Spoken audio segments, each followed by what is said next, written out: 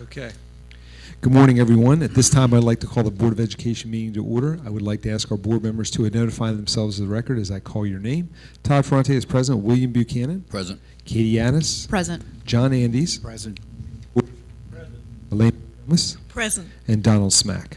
We do have a quorum. Can I have a motion to approve today's board meeting agenda and a second? Motion by Mr. Smack. Second. A second by Mr. Buchanan. All in favor? Aye. Any opposed? Thank you very much. A closed session meeting was held on Tuesday, May 6, 2025, pursuant to general provisions of Article 3-305B of the Annotated Code of Maryland to consult with legal counsel to discuss personnel matters. No action was taken during this closed session. And now I need a motion to enter into closed session under general provisions of Article 3-305B of the Annotated Code of Maryland for the following reasons. To approve closed session meetings minutes from the previous month, Section 3-305B1, to discuss appointment, employment, assignment, promotion, discipline, demotion, compensation, removal, resignation, or performance evaluation of appointees or employees of officials whom it has jurisdiction, or any other personnel matters that affect more or one specific individual. Section 3-305B10, to discuss school safety. Can I have a motion to enter into closed session and a second? So moved. A motion by Ms. McComas. Second. A second by Mr. Gordy. All in favor? Aye. Any opposed? We are now in closed session.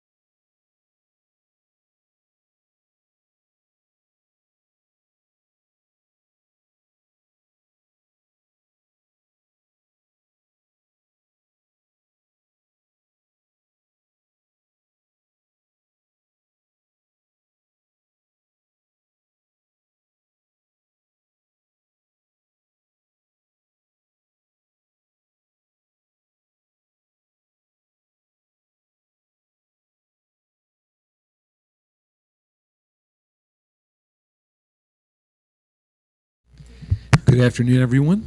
As we reconvene this Board of Education meeting, I want to remind everybody that we still have a quorum. A closed session meeting was held today pursuant to Articles 3-305B of the Annotated Code of Maryland to approve previous closed session minutes, to discuss personnel matters, and to discuss school safety. Pastor Ken Ellingson is with us today to lead us from Snow Hill, and he is going to lead us in the invocation. Thank you for being here. He is from Spence Baptist Church. Please remain standing for the Pledge of Allegiance. Let's pray together. Father in heaven, it is that time of year. It's time of year when kids are going crazy and teachers are trying to hang on, and this Board of Education is getting together trying to stretch minds and stretch teachers and stretch budgets. And Lord, I just pray for wisdom. I pray that you would give them what they need in order to be able to work together in unity, and Lord, that they would come up with the solutions that they need. Lord, help folks to put aside personal agendas, help them to focus on the main thing, keep the main thing, and that is the education of our children. And they've had a long history of doing a great job with that. And I pray that you continue to bless them. And I pray in Jesus' name, amen. Amen. I pledge allegiance to the flag of the United States of America and to the republic for which it stands, one nation, under God, indivisible, with liberty and justice for all. Pastor Ellington, thank you very much for that wonderful invocation. We do appreciate you being here today.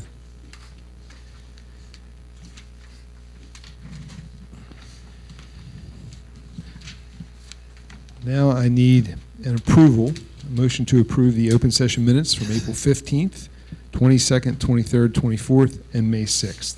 May I have a motion and a second? Motion. Motion by Mr. Smack. Second. A second by Mr. Buchanan. All in favor? Aye. Any opposed? Thank you very much. And now I'm going to turn it over to our superintendent for the superintendent's report. Thank you, Mr. Ferrante. I still have trouble believing it. Come on. Yep. But we are in the home stretch of the school year, as Pastor Ken just said. It's hard to believe, but the next time we meet is actually the last day of school for our students. Now, before I get too far ahead of myself, I want to bring it back to this month where in many of our schools, if not all, there is a flurry of activities happening. This is especially the case for our high schools. The leadership team, most of our board members, and especially most of our board members and I have already began attending so many wonderful end-of-the-year events like our We Excel banquets, where we honor our students for the outstanding academic achievement. And just last week, our high schools kicked off celebrations for the class of 2025. I can't believe 2025. With Intent Night, which is tonight in Pocomoke, senior awards, which are taking place, parades, baccalaureates, and of course, the culminating event of graduations. And I know I can speak for everyone up here when I say how excited we are to attend these events and celebrate the accomplishments of the class of graduates. And of course, I don't want to forget our middle and elementary schools as well. They are busy with activities. Spring performances have been widely successful. I know all of us on the leadership team have made every effort to get out and see our students perform whenever we can. Off the stage, students are full of that spring fever, as again, Pastor Ken alluded to, particularly after a successful MCAP administration, and our schools and teachers are ensuring that our students are having opportunities to enjoy the beautiful weather we'd had over the next couple of weeks by planning outdoor learning activities and events like field days, sports day, field trips, and so forth. I just want to also share with you that today we have another school playing for a state championship. Stephen Decatur High School boys lacrosse team is playing for their state championship today, and Stephen Decatur girls softball team is in the state semifinals, and they're one game away for playing for a state championship. We've had a great run this year in all three of our high schools in the sports arena. And so I'm very, very proud to announce that to you today. I also want to reiterate how proud I am that we are able to celebrate so many students and staff throughout this month. In just a few minutes, we'll shine a light on the thriving artistic community within Worcester County Public Schools. And we continue to celebrate scholarship, sportsmanship, and honor exceptional educators and instructional leaders across this outstanding school system. Being a part of these celebrations and recognitions we have each month truly make me grateful for the work we do, and I say we because it's every employee in this school system, each and every day. Before I close, I just want to say thank you to our community for the outpouring of support. And when I use the word outpouring, my phone has not stopped ringing, both over the weekend, with outpouring of support I have seen for our teachers, support staff, bus contractors, and our school system as a whole during this budget season. While the commissioners' meeting typically coincides with our own, which it is right now, I am hopeful that today's discussion reflects that the commissioners have listened to the community, because it is outreaching in many stretches of the way. And listen to them and those voices and hear them saying loud and clear that they support a fully funded school budget. So with that, Mr. Ferrante, we'll hope for their best, and I'll turn it back over to you. Thank you, Mr. Taylor. Appreciate those comments. And now as we turn to our 2024-2025 student representatives, our graduating seniors who will be providing their last reports from their schools. I believe that today we're starting with Teresa from Pocomoke High School. Teresa?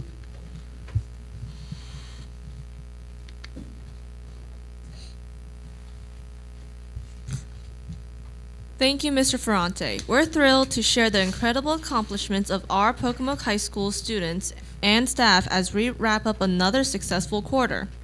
Our after-school academy concluded on a high note, and over 60 students completed Driver's Academy this school year. More than 40 students took their permit test right here on campus. Advancement placement testing is complete, along with MCAP assessments in English 10, Algebra 1, Geometry, as well as MISA. Our students showed outstanding focus and determination throughout. National Teacher Appreciation Week was a blast, featuring daily themed treats and a surprise staff-only Spirit Week that brought plenty of joy and laughter. Earlier this month, our band and chorus traveled up to Hershey Park to celebrate music in the parks and had excellent ratings, as well as first place for concert band, as well as an overall sportsmanship award. In addition, band and chorus delivered phenomenal performances at our spring concert, and our ROTC Awards Night on May 8th was truly special, honoring both individual cadets and our program's overall excellence. At our recent We Excel celebration, we recognized 212 students, an impressive 70% of our student body, for academic excellence. Huge thanks to Mulaney for leading a fantastic banquet and award ceremony, and to our counseling team, Board of Education, and Ocean City/Berlin Optimists for their generous support. A major highlight, our amazing JROTC won the WCPS Academic Excellence Award for having the highest percentage of eligible cadets in the county. Senior events are in full swing, from the heartfelt baccalaureate service and fun-filled senior car parade on Market Street to memorable senior walks at Pocomoke High School, Pocomoke Elementary School, and Pocomoke Middle. Our seniors have made lasting memories. Many seniors have been hard at work securing scholarships, and we can't wait to reveal the total at Senior Awards Night this Thursday at 6:30 p.m. The class of 2025 is small, but they have big dreams. Tonight at 7 p.m., we'll host our 11th annual Intent Night, where 100% of our seniors will share their post-secondary plans: college, trade school, military, or workforce. They'll also honor the staff member who inspired them most along the way. Intent Night is always an emotional and empowering evening for our entire community. We look forward to celebrating our seniors at their picnic on Wednesday and at graduation, which takes place Tuesday, May 27th at 7 p.m. on Pusey Field at Byrd Stadium. Thank you to the Board of Education for your unwavering support and dedication to our students and staff. staff, and community. And a special thank you to Mr. Taylor for your unwavering support and dedication to Pocomoke for all these years. And now, on to Worcester Technical High Schools. The National Technical Honor Society is an educational nonprofit organization that exists to honor, recognize, and empower students and teachers in career and technical education. On May 1st, 90 11th and 12th grade students at Worcester Tech were invited to a National Technical Honor Society induction ceremony. County leaders, administrators, teachers, and family members came to Worcester Technical High School and celebrated this prestigious honor. Skills USA National Signing Day is a nationwide celebration showcasing the next generation of skilled professionals. On May 5th, the Worcester Technical High School Skills USA chapter hosted a National Signing Day event and invited industry partners, administrators, teachers, elected officials, family, and friends to honor 49 Worcester Technical High School students as they signed letters of intent for a job offer, apprenticeship, or advanced technical training. Maryland State Superintendent Dr. Carrie Wright, Assistant State Superintendent Richard Kincaid, and members from MSDE and the State Board of Education visited Worcester Technical High School on May 5th. Our guests toured the culinary arts, digital audio, and interactive media programs, visited Skills USA Signing Day event, and experienced the Pines Cafe. The visit was a hit, and Dr. Wright enjoyed her time in Worcester County. The data is in. Of the seniors who attended Worcester Tech in 2024 to 2025, the highlights are 28% have committed to a 4-year in-state college or university, 12% have committed to an out-of-state 4-year college or university, 17% are headed to Warwick, and 6% of seniors plan to attend a trade school. 5% are joining the military or a local fire company. 19% of graduating seniors have committed to an apprenticeship or have signed with an employer. Our seniors have big plans after graduating. Worcester Technical High School wishes all students in the class of 2025 a bright and prosperous future. On May 9th, Worcester Tech held its grand opening of the Marlin Marketplace, a school store featuring one-stop shopping where visitors can shop for items produced in our different programs. Customers can purchase honey from Ag Science, chicken salad from Culinary Arts, a laser-engraved coffee mug from the Laser Shop, or a hat or t-shirt with a fresh design from the Print Shop. Come on over to Worcester Tech and support our students and programs. Worcester Tech thanks the Board of Education and the executive leadership team for their continued support of our students and staff. It has been an extremely productive 2024 to 2025 school year, and we look forward to our work together next year. Have a safe and relaxing summer. And now on to Chloe. Thank you, Teresa. Good afternoon. As the spring season continues at Snow Hill High School, our students are closing out the year with pride, achievement, and celebration across academics, athletics, and the arts. We began the month by recognizing the people who make these student successes possible, our incredible educators. Teacher Appreciation Week was filled with gratitude, celebration, featuring a DIY waffle bar breakfast and a Mexican lunch courtesy of Chipotle. It was a small gesture to honor our teachers for their daily commitment, care, and lasting impact they make on our school community. In athletics, our baseball team wrapped up an exciting season last Friday, finishing with an impressive 14-7 record. The boys secured a dramatic regional championship win over the Mardella Warriors, an intense 14-inning battle that spanned 2 days and ended in a thrilling 4-3 victory. The team advanced to the state quarterfinals where they came up just short against Smithsburg. On the courts, Cash Von Marsh and Jay Hardy were crowned 1A regional champions in mixed doubles tennis. And on the track, we're proud to celebrate 5 regional champions. Ali Suarez Apacheche in the 1600 meter, Amijah Manuel in the 400 meter, Takira Townsend in the 100 meter, Marlon Milburn in girls discus, and Miles Martin in shot put. The performing arts have also taken center stage. Last Monday, our band and choir students delivered their final spring concert of the year, a beautiful performance that showcased their talent and dedication. On Saturday, our choir traveled to Hershey Park to compete in the Music in the Parks Festival, where they earned second place and a superior rating, a fantastic conclusion to their season. Our academic celebrations continue with the We Excel banquet, recognizing students who maintained honor roll status across consecutive marking terms. A special congratulations to seniors Chloe Hoffler, Ryan Portell, and Ashley Varghese, who have earned straight A's since their freshman year, an extraordinary accomplishment. We also proudly announced Elia Weaver as the recipient of the Daughters of the American Revolution Good Citizen Award, a prestigious honor given to a senior who exemplifies leadership, service, and patriotism. Earlier this month, our Marine Corps JROTC program held its annual promotion ceremony recognizing the growth, discipline, and leadership of our cadets throughout the year. As graduation nears, our seniors are enjoying the milestones of their final days at Snow Hill High.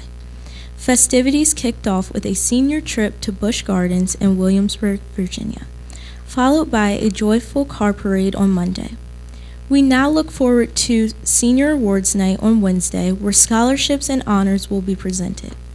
On Thursday, the Graduate Walk will bring our seniors back to Snow Hill Elementary and Middle School to inspire the next generation of Eagles. The celebration will continue next week with the baccalaureate ceremony on Wednesday and culminate with commencement on Thursday evening. Looking ahead, we are excited to continue our commitment to student success through Summer Academy, which runs from June 30th to July 31st. Monday through Thursday from 8 a.m. to noon. Our Outdoor Academy for Science will be in full swing with Mrs. Strebe and Mr. Nathan. Driver's education through Drive On Time begins July 8th. Students can apply for a $200 scholarship towards the course fee. Our Rising 9th Grade Academy is filling up quickly, with many students eager to prepare for high school academics and advanced coursework. All students and educational assistants are signed up and ready to provide engaging and supportive instruction. With so much to celebrate and to look forward to, Snow Hill High School continues to thrive as a place of excellence, growth, and community. We are proud of all of our students, staff, and families, and we wish everyone a safe, enriching, and enjoyable summer. Now on to Brooke. Thank you, Chloe. Good afternoon, everyone. Stephen Decatur High School has continued to spring into action with academics, testing, celebrations, and special events, extracurricular activities, volunteerism, and sports. Looking back, SDHS hosted a very successful prom with over 600 students in attendance, and we are super thankful for our After Prom Parent Committee and community businesses for their donations to our After Prom event. As usual, our students have remained active in the school and community.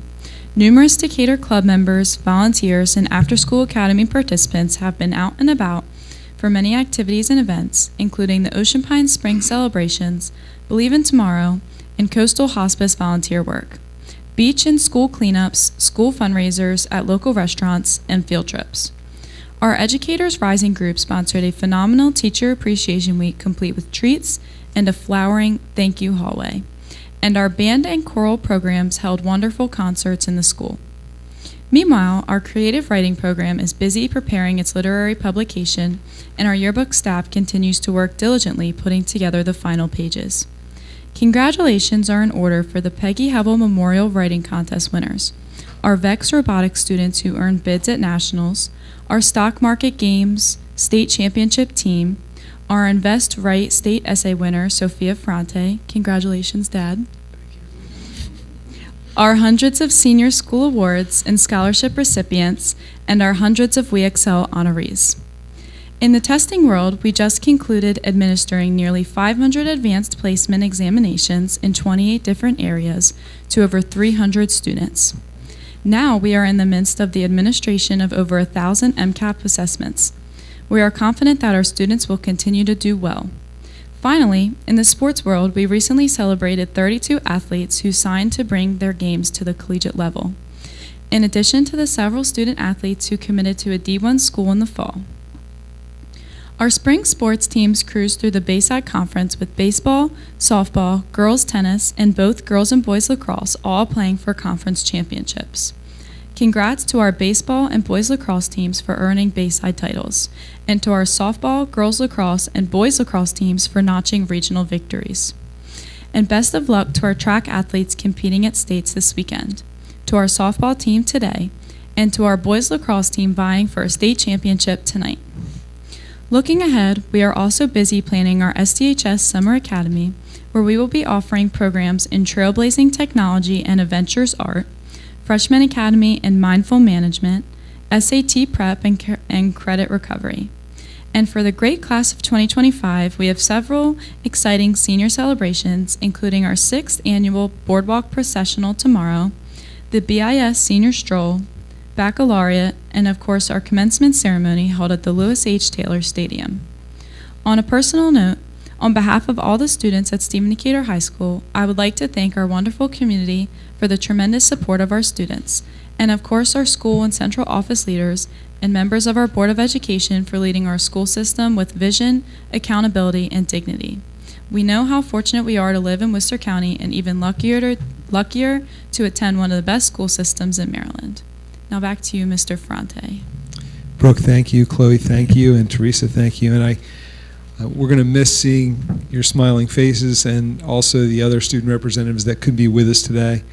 But we have no doubt, and we wish you the best, and we have no doubt that you're going to continue to be successful in whatever your endeavors are. We look forward to hearing about them. So thank you for your reports this year. Thank you for being here. Thank you for taking the time out of your busy schedules to bring us these reports, and we appreciate that. And I'm going to turn it back over to Mr. Taylor because he made an omission and he wants to correct it. The neat things about a cell phone, when you get done reporting, my cell phone just started humming. So I picked it up and I forgot something. So I want to also announce, I don't know the day, but the Pocomoke High School bocce team will be playing for state championship as well. Is it today? It's today. You can see my direction where it's coming from. They're all going like this. So I want to publicly say we also have a third team playing today for a state championship, and that's Pocomoke High School bocce team. Thank you, Mr. Taylor. And thank you, Dr. Wallace, for pointing that out. It's now time to recognize any audience members joining us from the following organizations today.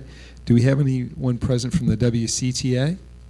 I know Ms. Beth Shockley-Lynch is at the Commissioners meeting today. WCESPA? Thank you, Chanel. Thank you for being here. Worcester County Retired Personnel? Thank you. Gwen, it's nice to see you. And any other representatives from schools, SIACs, PTAs, anyone else joining us today? Thank you for being here. Now we're going to have some student and staff community recognition, and I'm going to turn it over to Ms. Steers for the Board of Education Student Representative Awards.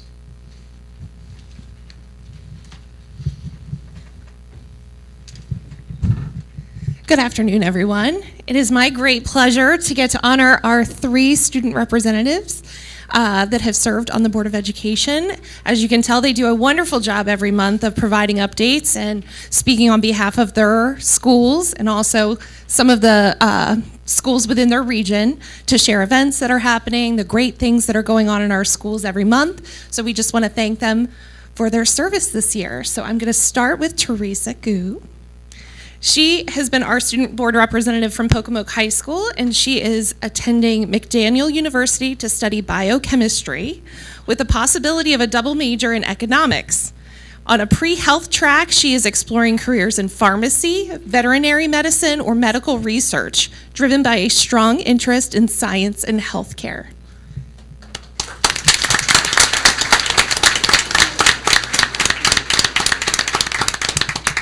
Next, I'll ask Ms. Chloe Hoffler to join us. She is our student board rep from Snow Hill High School, and she will be attending Old Dominion University's Perry Honors College to study political science. She aspires to become an attorney and is committed to using her voice and education to make a difference in the legal field.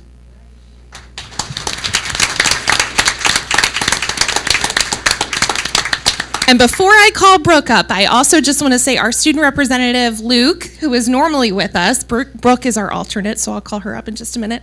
We want to just make sure we're wishing him well today. He is with the Stephen Decatur boys lacrosse team, so we're going to hope they bring home that championship.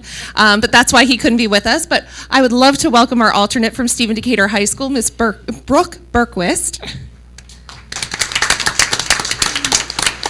She'll be attending University of Maryland College Park, majoring in education, so she might be coming back to us very soon.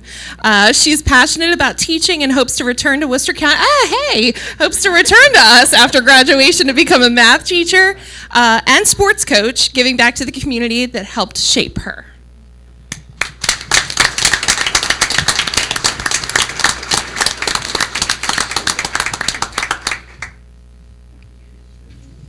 We just want to say thank you once again for such wonderful service throughout this school year. And next up, I'm going to welcome Miss Gretchen Wallace.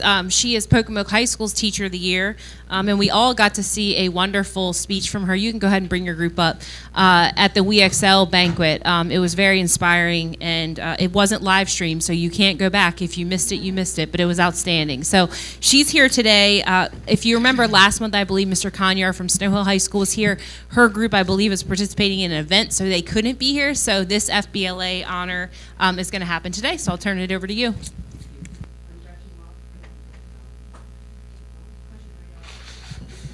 I'm Gretchen Wallace, the advisor for FBLA at Pocomoke High School this year. I am here to introduce this amazing group of students. I could talk about them all day long. They surpassed every expectation that I had for them this year. We're going to the national competition. That's why we're here. There's 7 of them. One of them's on vacation in the Bahamas, so we're not going to hold that against him. But we really wanted to grow our chapter this year. It's our 2nd year doing FBLA, and so we worked really hard on recruiting. We had 17 members in our group last year, and 2 students went to nationals. So our goal was to try to get 2 students to go back to nationals again. So I'm proud to say we now have the largest chapter on the entire Eastern Shore. I checked the numbers yesterday. We have 37 active members, and we had 8 students qualify for nationals this year. So very exciting. It's a very hard process because we compete in regionals in November, and then we compete again in February for 3 days at states, and you have to finish in the top 4 in both of those to move on. So these guys did that. And then when we found out we had 8 qualifiers, I realized on the way home we had to raise a little over $23,000 in 6 weeks. So I told the students it was daunting. I wasn't sure if we were going to be able to do it, but again, they stepped up. We actually raised it in 5 weeks. So I'm very thankful. We will be going to Anaheim, California on June 28th till July the 3rd.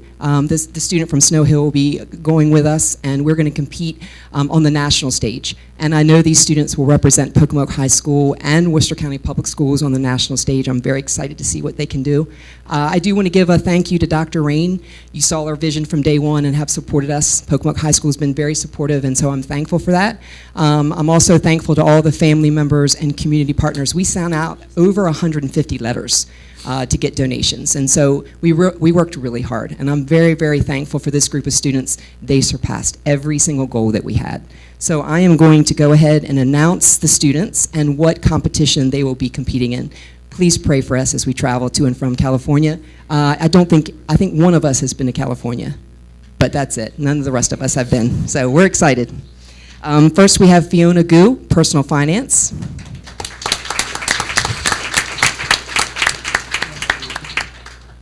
Teresa Gu, Visual Design.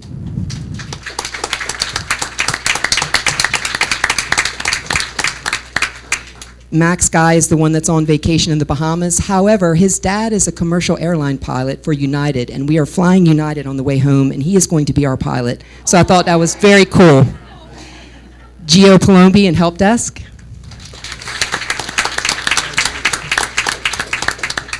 Audrey Pham for Public Speaking. Jocelyn Roytis for Job Interview. Gianna Thomas for Hospitality and Event Management. And Caroline Webster for Future Business Educator. Thank you.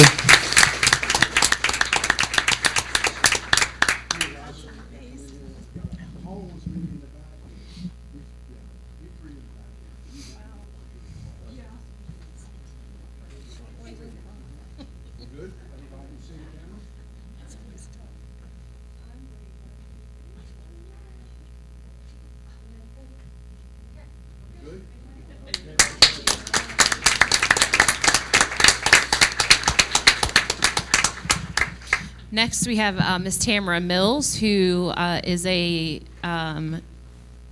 master of all trades. I was going to say that usually you say like a Jane, but no, she's a master of all the things. She oversees many different departments and areas in our school district and does an outstanding job. Today, she is going to share some music and art recognitions as well as our superintendent's art collection. But I want to say that all of these students have more talent than I probably have in all my body and like their pinky fingers. So you'll see beautiful artwork. If you've been to some of our county performances, our students are outstanding in every area, and music and art, they're just as outstanding as they are in every other area. So Tamara, thank you for your leadership, and thank you to our instructors who are here for their leadership.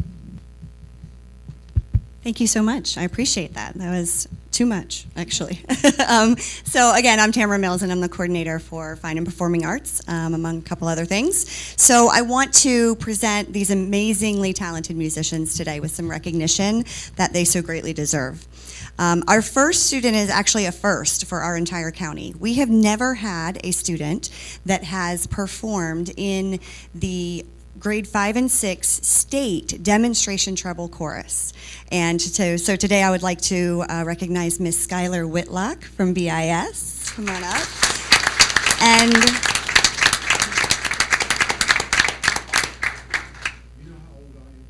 no.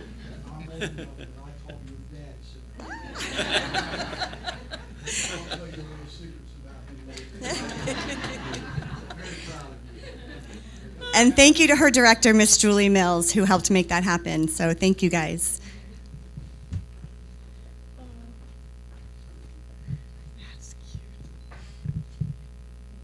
Congratulations.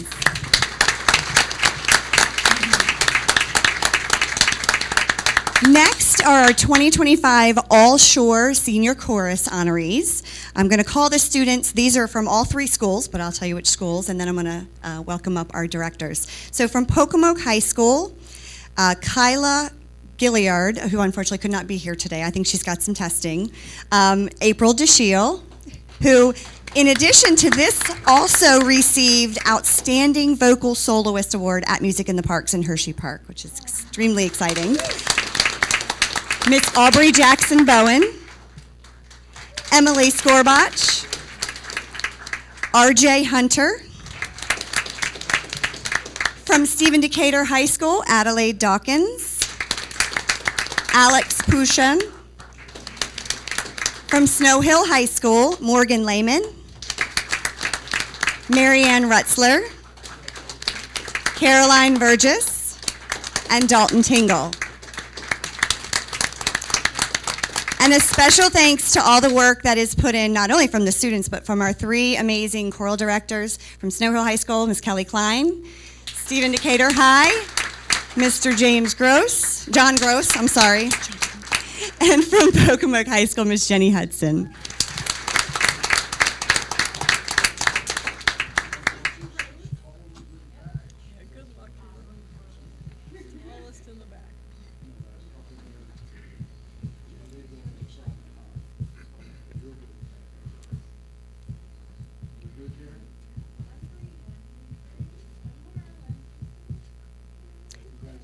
Congratulations. And two of these ladies I'm going to ask to stay up there. Can I have Emily Skorbach and Adelaide Dawkins please remain at the front, along with Ms. Hudson and Mr. Gross? I want to recognize these are our Maryland All-State Senior Choir honorees. So not just the Eastern Shore, which is already amazing, but in our All-State Choir. Congratulations, ladies.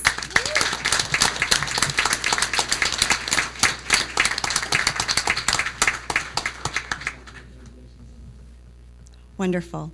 Our next group of amazingly talented musicians is our 2025 All Shore Senior Band honorees. These are our high school band. From Pocomoke High School, Jessica Liu, Fiona Guo, Kennedy Sneed. From Stephen Decatur High School, Logan Don Moyer, Katrina Don Moyer. From Snow Hill High School, Ashley Varghese, who was not able to be here today, Ali Redman, Miles Martin, Sophia Anthus, sorry,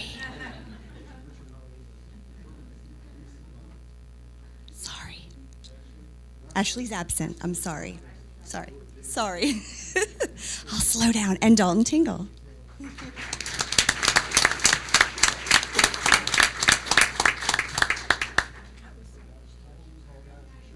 I also want to recognize the amazing band directors who helped make this happen, and that is from Pocomoke High School, Mr. Bill Williams. From Stephen Decatur High School, Mr. Jimmy McKenzie. And from Snow Hill High School, Mr. Brad Kraus. These guys work so hard to make sure that these students are performing well, are getting where they need to be, sounding amazing. Congratulations.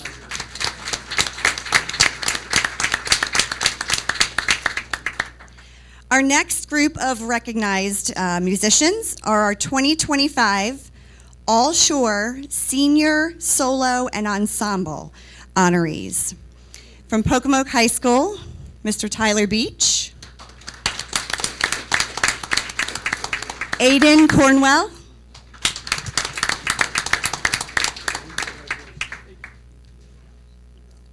Fiona Guo, Jessica Liu, Kennedy Sneed, and Dalton Tingle. Mr. Williams and Mr. Kraus.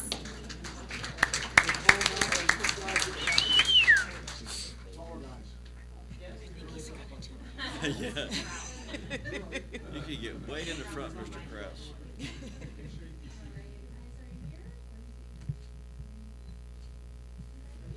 Congratulations. And if I could have Dalton and Tingle and Mr. Kraus remain up there. Dalton is our single 2025 Maryland State All-State Senior Band honoree for this year. Congratulations.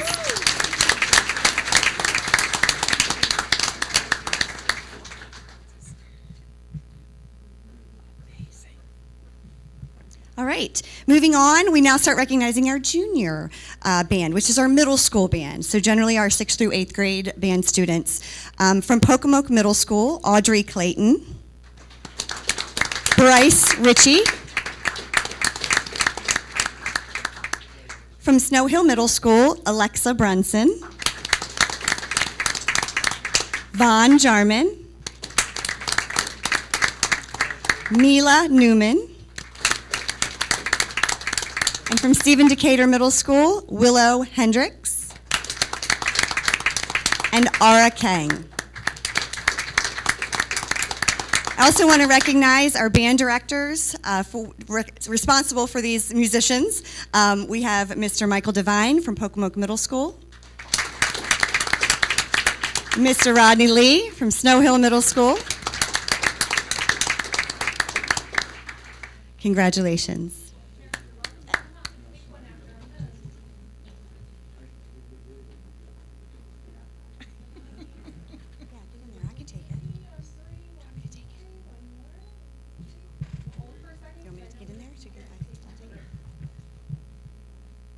All right. Oh, sorry.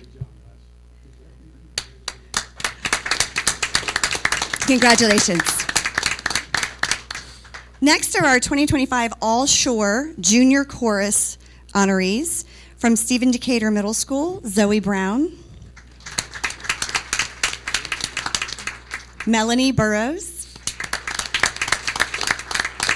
Roxy Dunworth,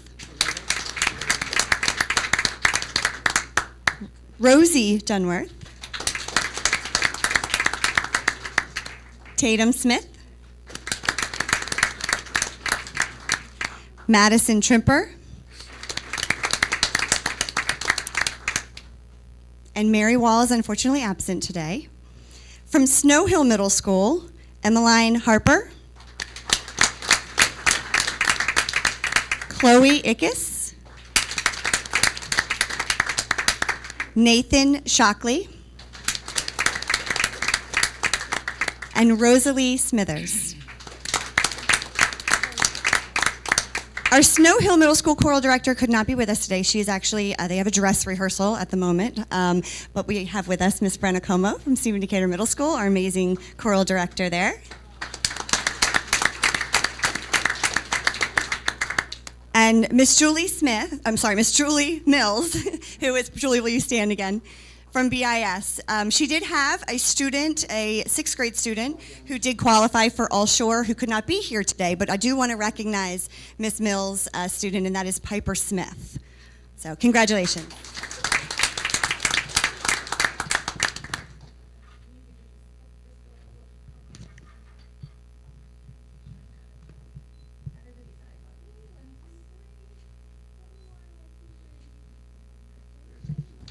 Congratulations. All right, our next group, these are back to our high school. These are some of our college honors band participants. So some of these students have gone in the summer or even on a weekend during the school year and have participated in different universities' honors bands. So first is our West Virginia University honors band participants. From Pocomoke High School, Jessica Liu.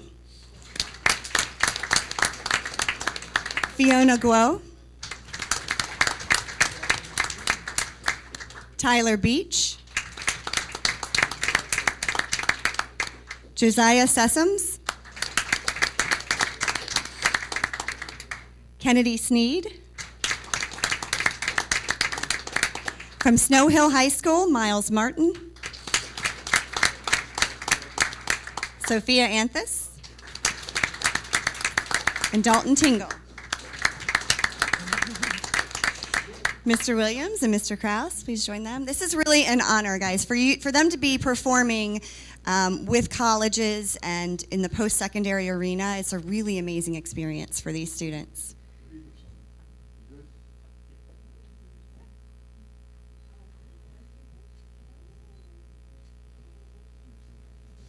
All right, and we're going to have Sophia, Miles, and Dalton will remain up there. Just go ahead and remain up there. They are also being honored for not only the WVU Honors Band participation, but also the James Madison University Honors Band. And in addition, also from Snow Hill High School, Ollie Redman and Emmett Taylor.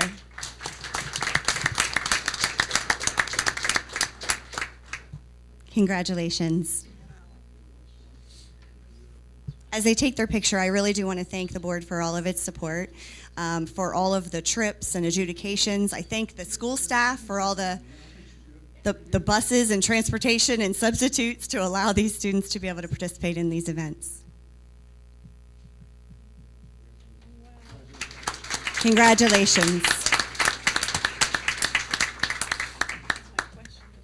Congratulations. And our last recognition from me today, and then you get to look at somebody else for a little while, is an art award.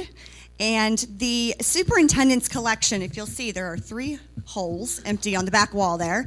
And so each year, one piece of artwork from each of the 3 high schools is selected to remain in our central office gallery here. And as you leave today, if you've never seen the others, if you go down, we've seen other artworks through the hallway, but if you go down to the left, you'll see the most recent years of artwork that we have. So the very first award, and I'm going to, or recognition here, let me make sure I have the right artwork.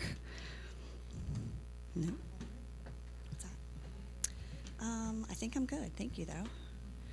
All right, so this is a Pocomoke High School student. His name is Kaylin Lin. Kaylin's teacher could not be with him here today, but Miss Janet Cho is his teacher this year. This piece, I believe, was completely digitally created, all on an iPad. Yeah, so it's really amazing when you see it, but completely done in digital format on their iPads. He's really a great artist, and actually last Friday also received honorable mention in a Tri-County exhibit up in Salisbury for his work with the Art Addiction Awareness Contest. So congratulations, Kaylin, and I'm going to show your work while you go up.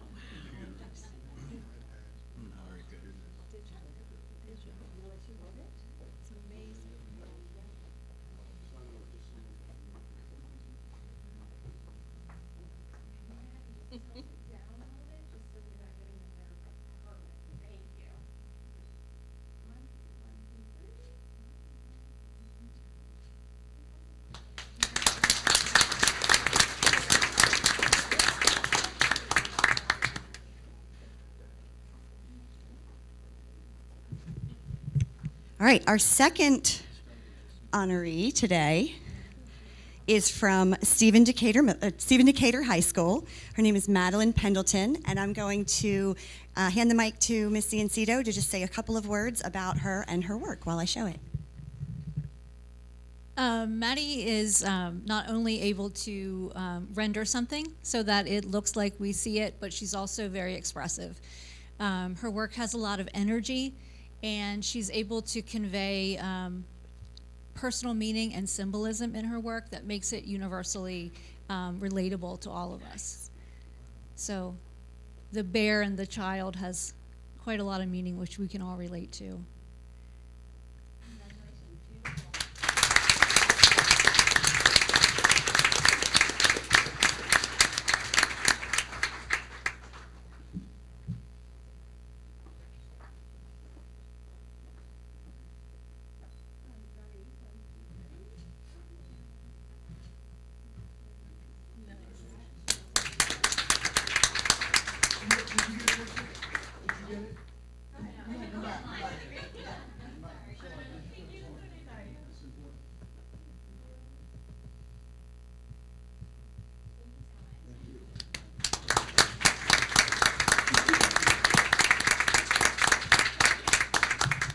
And our final recognized artist today is from Snow Hill High School. This is Miss Serena Weaver, and her art teacher, Miss Monica Forster, is going to say a couple of words. Hi. Serena is in my Art 2 class, and she is a phenomenal artist. And we were just talking a minute ago, and she's trying to figure out where in her schedule she's going to squeeze art in again. She really needs to. She's up for every challenge. And this particular artwork, she took a picture of her own dog, a photo of her own dog, and brought it in and recreated it with tiny, tiny dots. So she's just spent day after day and creating this. And she didn't draw it first. She just looked at her photo and she just went kind of square by square and did this. So very proud of you.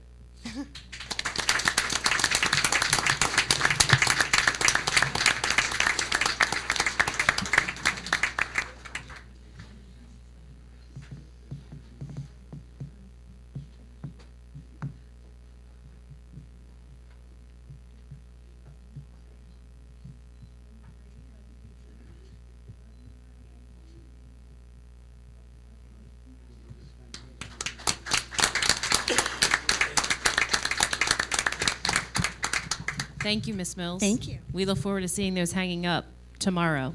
So, our next presentation, I'll introduce Mr. Tony Bevilacqua, who is the principal of Worcester Technical High School, and I also want to thank Mr. Rick Stevens. I'm sure that Mr. Bevilacqua will do that as well, but I want to, Rick, thank you personally. I think this is a group who none of us thought could get any bigger and more successful, but somehow you made it bigger and more successful. So we're all extremely proud of this group. We all believe in supporting the trades and continuing to do that. So I want to thank you for your leadership. Good afternoon, everyone. Before we begin, I do want to thank and publicly thank Rick Stevens, who's the advisor of our Skills USA chapter. We also have in the room Crystal Bunting, co-advisor. We have Matt Fogel here, and Mary Miller's with us as well. I also want to extend a deep appreciation to two of our middle school principals, Principal Freestat and Principal Torpy, for supporting the skills at the middle school level. Thank you. And as we can see, we do have middle school representation. Last year, our Skills USA membership was at 35%. We participated in total participation this year. We have 100% of every student at Worcester Tech is a member of Skills. So what does that do? I don't know, but I can tell you this. This is our second most successful year in Skills in the history that we've had it at Worcester Tech. We have more first place gold medalists, second place silver, and third place bronze medalists than we've ever had before. And here's the kicker. We have more gold medalists this year than every other district on the Eastern Shore combined. And that's attributed to the leadership of our staff and the hard work of these students. So congratulations. And now over to you, Mr. Stevens. Thank you. Thank you, Mr. Bevilacqua. Appreciate it. A couple of things, and I know we got a lot to get through. So, as Mr. Bevilacqua mentioned, it is one of our banner years. We had 74 kids compete in 38 different contests. We went to Carroll County. We had 42 in the top three, 57, think about that, 57% of the kids we took were in the top three of the state of Maryland. The 54 were in the top five, 73%, and 89%, almost 90% of our kids were in the top 10 of the state of Maryland. We're very proud of that. So we'll go and get our list going. We have a long list. We have a few down here because seniors and all that kind of stuff. Our first contest will be Fiona Guaro for extemporaneous speaking.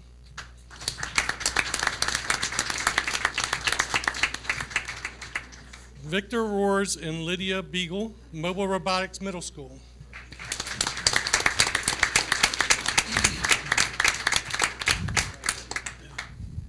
Madison French, Sydney Wade, and Matthew Lear for OSHA.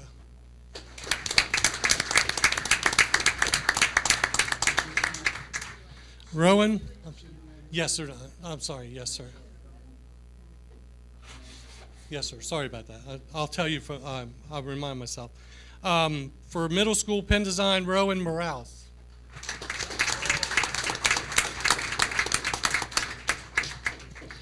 The next contest was the first time we've ever done this contest. Nadish Gupta and Daniel Cott, Robotics and Automation Technology.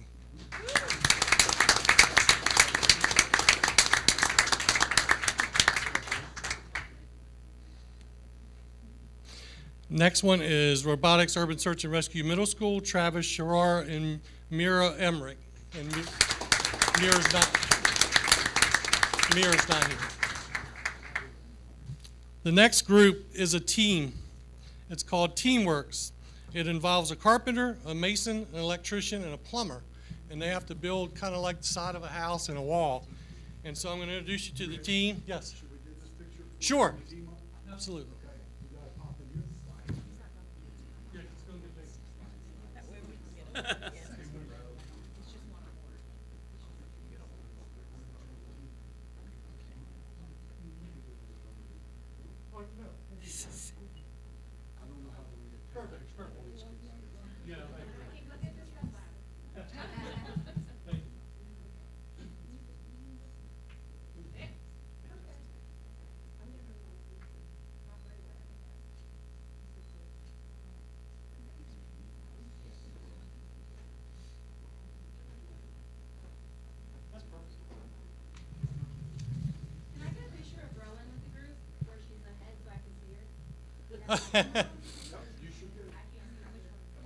Well, come on. She's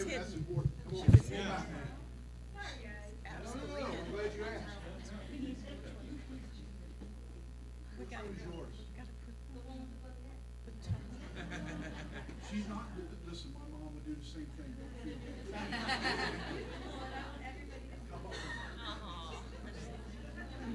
Don't feel bad.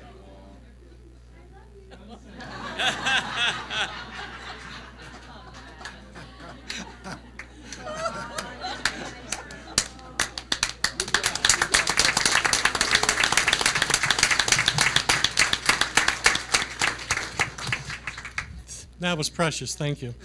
So we're back to Teamworks. So Aiden Parks, Teamworks Carpentry.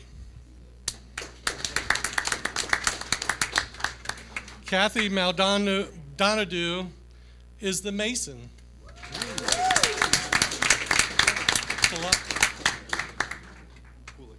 Tyler Coolip is the electrician. And Destin, I don't know what he does. He's the plumber. Destin Duncan.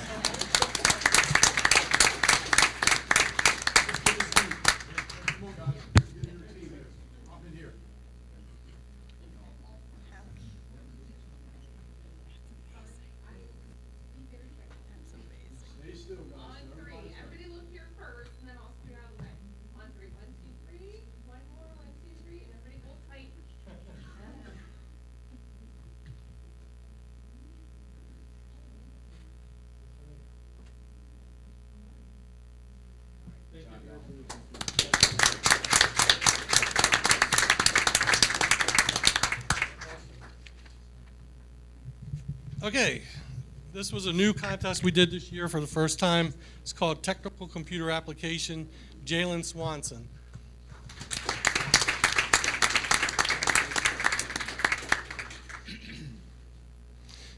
Next is related technical math, Jake Harner. Jake is not here.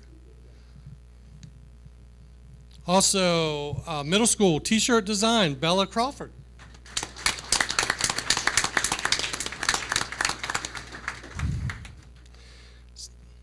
Second place, mobile robotics, Maximus Fideli and Lee Holmes.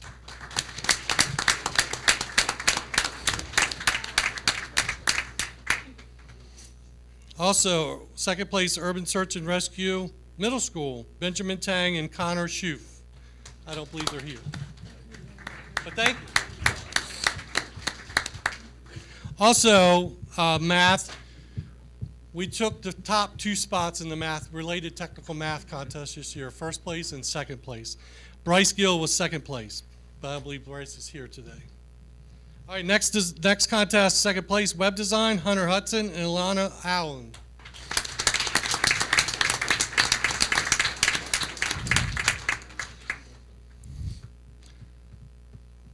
Career Pathways Showcase, Human Services. Third place, Hunter Bagnall, Lydia Serrano, and Christina Esch. Lydia's here.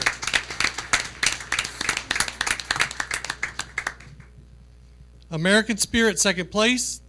Madison French, Luna Lawrence, and Chloe Wagner are not here. However, even though they're second place, they will be representing us at Nationals because the first place team couldn't go. So they will be joining us. Third place, automotive maintenance and light repair. He was unable to be with us, but Joey Harmon from Snow Hill. Next, Chase Saltzman was unable to attend. He's computer programming, second place, but he will be attending Nationals as well. Next is commercial drones. Benjamin Chase and Lynn Zing were unable to join us, but they were second place in drones. Next, first place, Jessica Liu, medical math.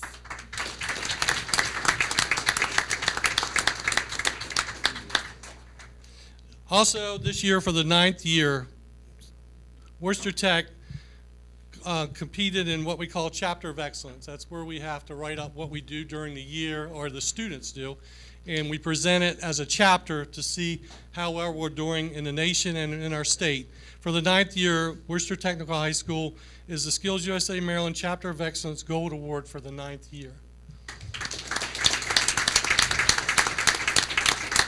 We also do it on a national level, and this year, for the 7th year, we've either been gold or silver. This year, we're the 2025 Skills USA National Chapter of Excellence Silver Award for Worcester Tech. The next one is a group of kids that got together. You know how they open their meetings and they carry on their meetings and they close them and they go through and make motions and all that. These students are doing this. This is called an opening and closing competition. And there's 7 students in here. We have a few of them with us. Ellie Rankin.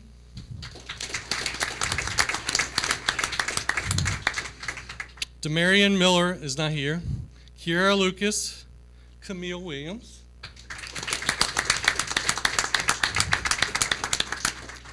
Zoe Richardson was unable to attend. Abigail Hardy. And Hayden Flores, who is not here. Next, I've been doing this for 40 years. And my memory serves me right. Every year we've had a state officer from Worcester Tech. And I can know, serving on the board of directors, that no other county's ever done that. This is at least our 42nd year of having a state officer. We not only have one, we have 2. And that is Lydia Serrano and Sydney Wade.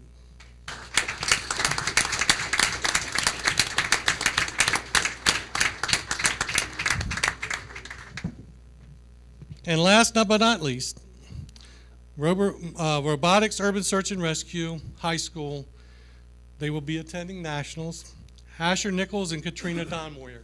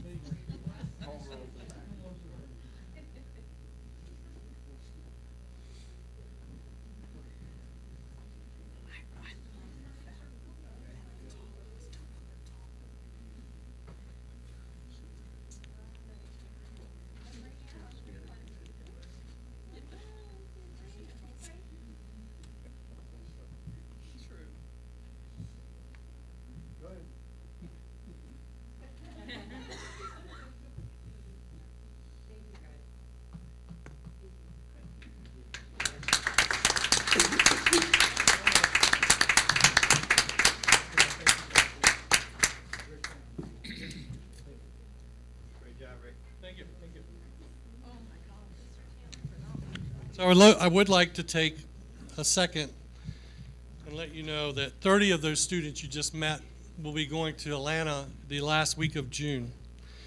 30 of our kids are going. We are the second largest school count going. There's only one more school that's taking more kids than we are, which I'm very proud of because we are a smaller school system. Out of our region, only 6 kids. This is Parkside, Somerset, Dorchester, total of 6. And we're taking 30, so we're very proud of that. I want to thank all of you. Thank you for what you do for us. And thank the parents for giving us great kids. It's an extremely great group we got. And again, thank you all for all you do for us. Thank you.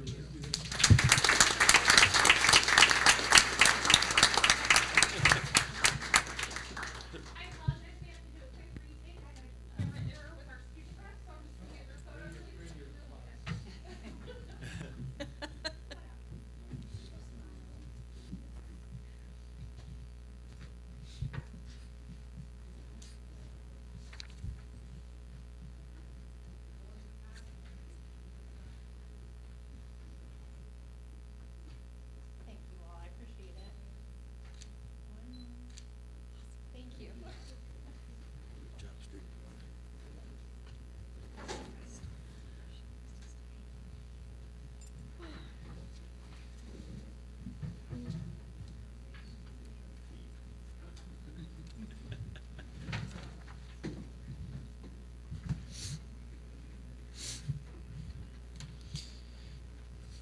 Okay.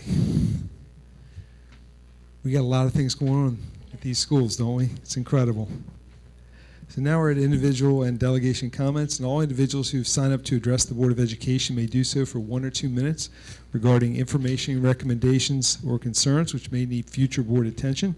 Concerns that are specific to an individual will not be discussed in open session and should be directed to appropriate district personnel for investigation. When you're called to address the board, please state your name and address for the record. And today, we're starting with Gwen Lehman.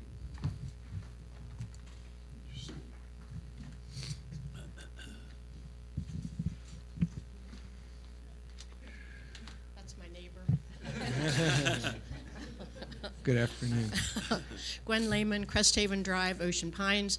I just wanted to take this opportunity to publicly congratulate Dr. Wallace on her appointment as the next superintendent of Worcester County Public Schools and the first female superintendent. Congratulations to Mr. Tolbert. Thank you. I do think that's a milestone here. I want to congratulate Mr. Tolbert for being named the 2025 Outstanding School Financial Officer by the Maryland Association of School Business Officials. It is a well-deserved recognition.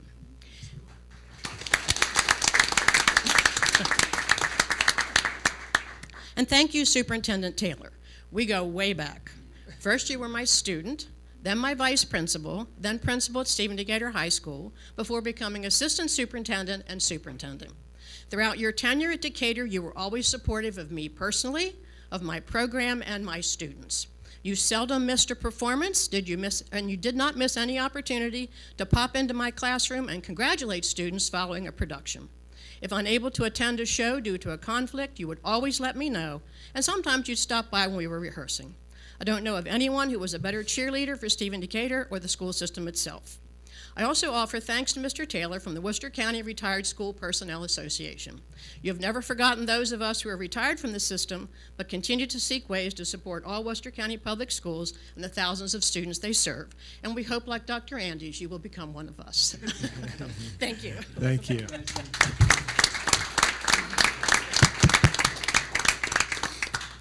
Is there anyone else wishing to speak today before we close the individual and delegation comment? Okay, seeing none, I'm going to move to curriculum and instruction, and I'm going to turn it over to Dr. Wallace. Good afternoon again. I'd like to welcome Ms. Freestat and her team from Pocomoke Middle School, who are going to discuss implementing SDI through cognitive profiles. So I think Ms. Freestat's going to get her computer set up. You all are welcome to come on up here and use that microphone, and just make sure that you each speak into the microphone. I know that's exciting, and you're looking forward to that, I can tell. Yeah, just for the live stream.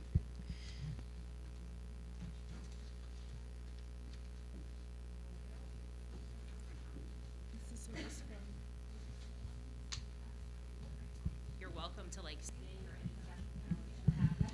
Guys, I'm going to save everybody from that. you need to speak into the mic so we can pick it up on our live feed. That's the only thing, okay?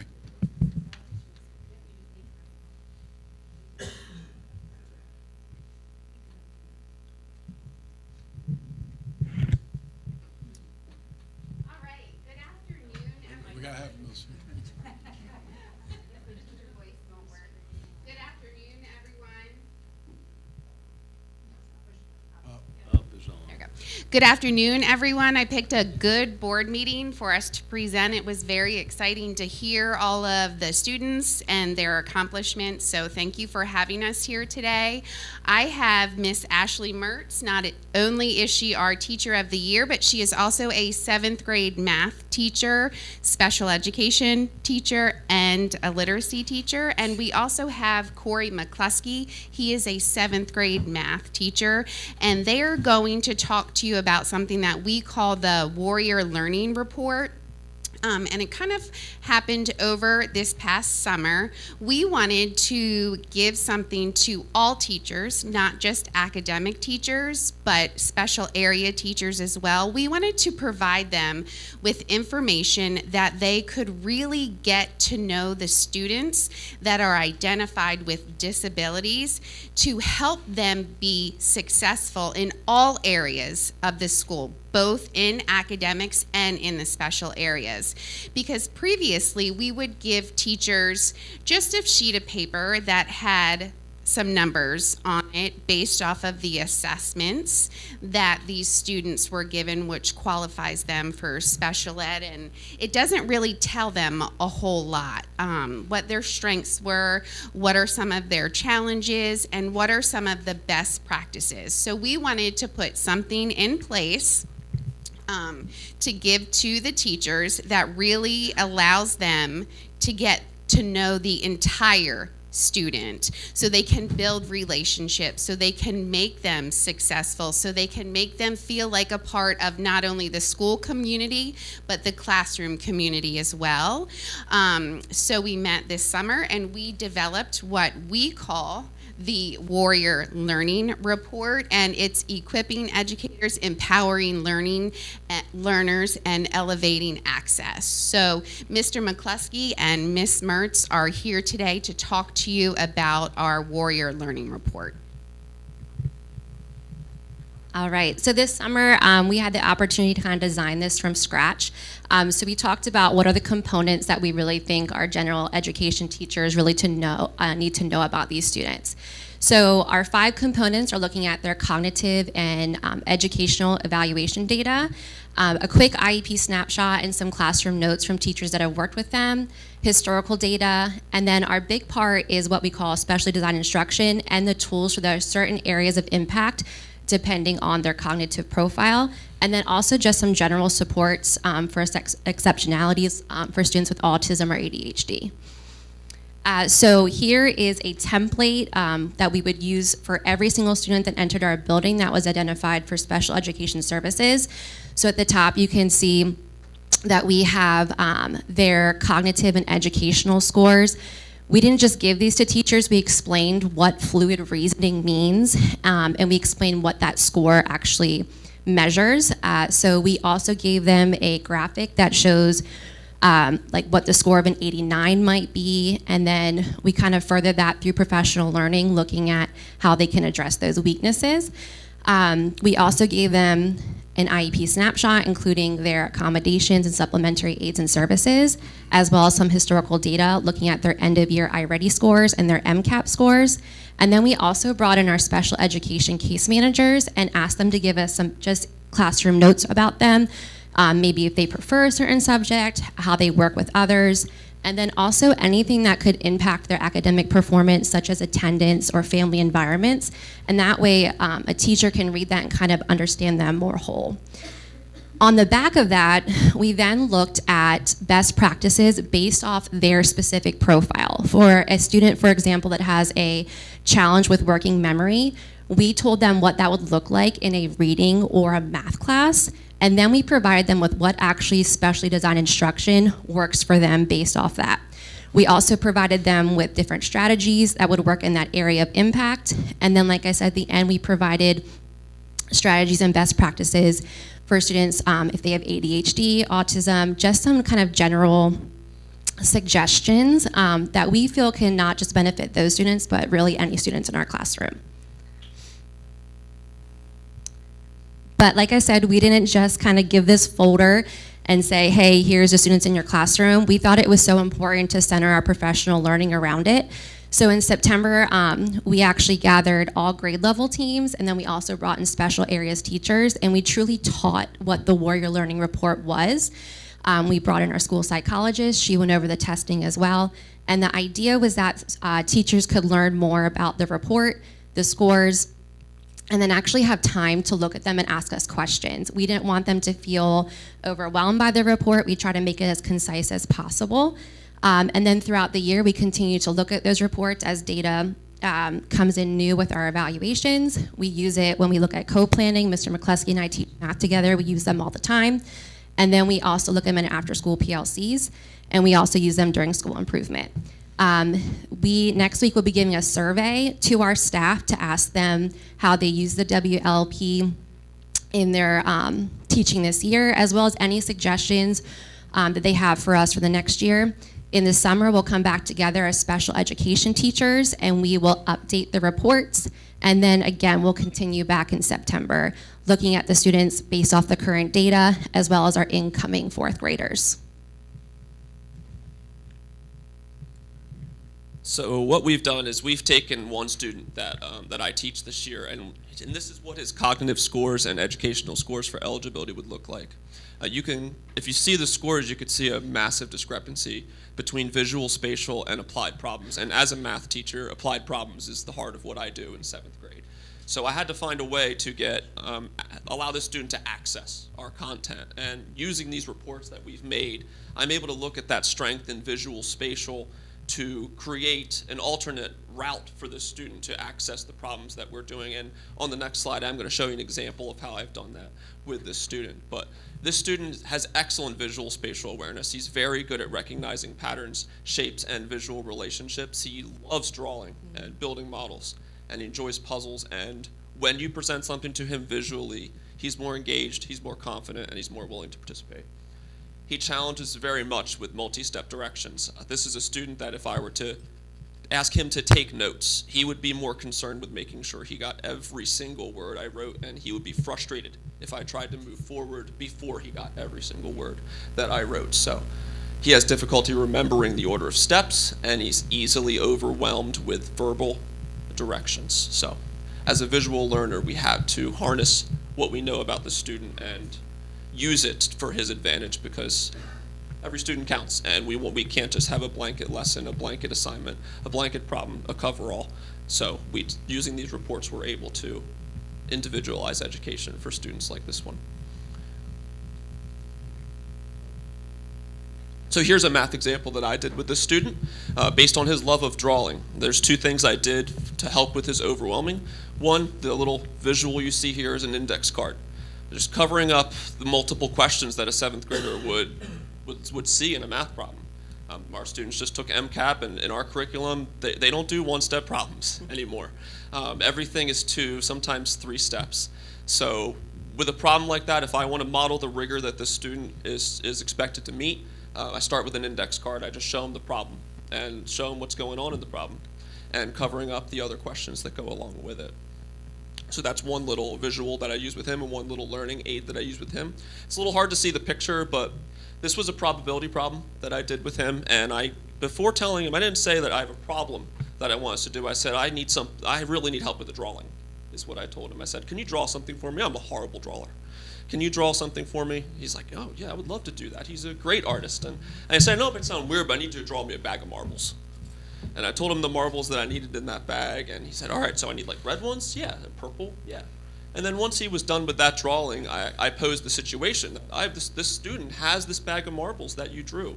And one question at a time, he was able to use his drawing to answer the question, that the 7th grade math question about probability. He's grabbing as a fraction the marbles that are in that bag based on the question, combining the 2 and looking at questions that say, what are the odds of not choosing a purple marble? He's like, well, these aren't purple and these aren't purple. And he just has that personal connection to it because he designed it and he incorporated his strengths into this problem. If I were to have done this problem a different route, I can imagine a hand immediately up. I can imagine, can you walk me through this? I don't understand. But instead, he led the problem and he worked through it and showed me how to do that problem. So, and in the coming days, he actually came up to me a few times and said, Mr. McCluskey, I really liked that problem we did the other day. I really liked that problem we did the other day.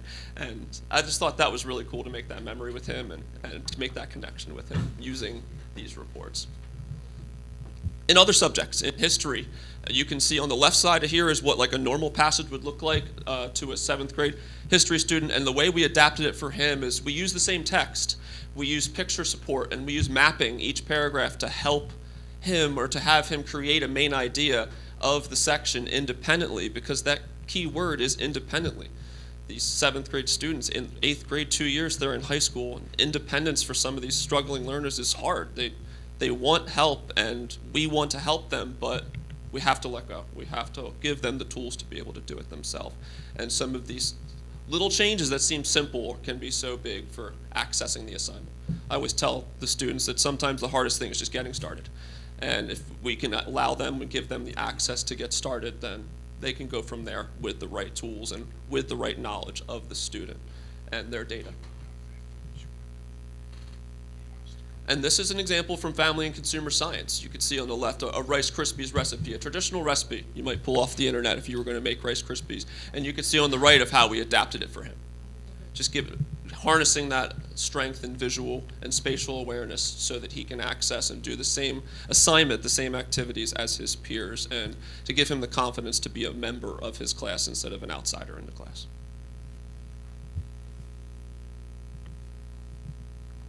So what are the impacts? Why do we do all this? Well, we're seeing growth in academic data. We're seeing more engagement. We're seeing more confidence. We don't want the good kid to be the quiet kid or the quiet kid to be the good kid, because sometimes they hide in plain sight. And sometimes we don't notice that gap that grew until it's too late. So we want constant involvement, constant engagement, and an improved sense of self. We want everyone to feel like they belong and that they're capable. And classroom participation is really important too. Something that we've really pushed in our school is math chats and talking about math and improving the level of thinking that goes into math. So this has allowed students like this student I described to participate, to be more independent. And it's also resulted in less behavior issues, because I think we all know that when someone is engaged in what they're doing, then they don't really have the time to be engaged in something they shouldn't be doing. So we've seen that self-regulation and that behavior improve as well as a result of these academic changes and resulting improvements. So in addition, while obviously this is for our students, it's also for our teachers. We really want to make them feel more confident in teaching students with disabilities. So we're seeing stronger relationships because they truly understand the individual as a whole. More positive attitudes towards co-teaching. Mr. McCluskey and I have been doing this together for 3 years now, but we have a lot of new sets of co-teachers. So having that conversation with them about this is how we do things, and then using those Warrior Learning Reports to kind of guide their instruction. And we're also seeing improved collaboration with staff. We don't really see our specials teachers, we don't share common planning, but I know if I'm at a copier that somebody feels confident asking me a question maybe about a student that's on my caseload or a student that maybe I previously managed. So we're just seeing that line of communication between general education teachers and special education teachers truly open. I think sometimes it can be intimidating if you're not sure how to approach somebody, a question about a student, but we really make it so that it's a team, we're a team together, even if I'm not in your classroom with you. And overall, we just see an improvement in school culture. We obviously have students who feel more confident and teachers who feel more confident. We're seeing more inclusive peer interactions. Our idea is for students to see that not everyone is going to learn the same way, but they can do the same things. And through that, we see improved classroom culture.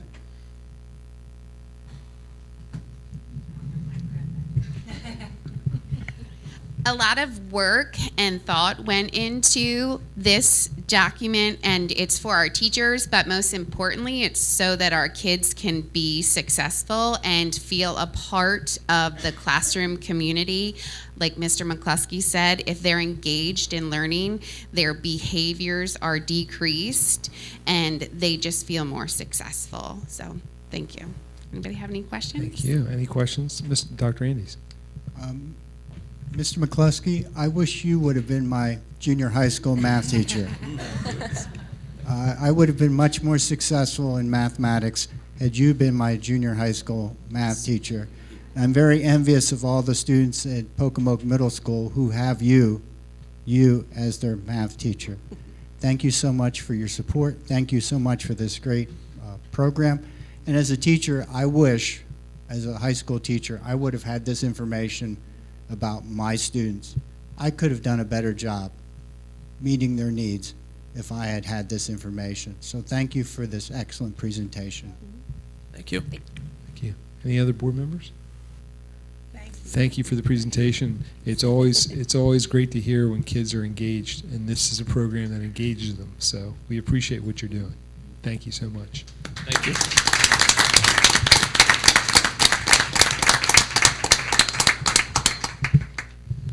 And now I'm going to turn it over to Ms. Schwartz for the Educational Advisory Council.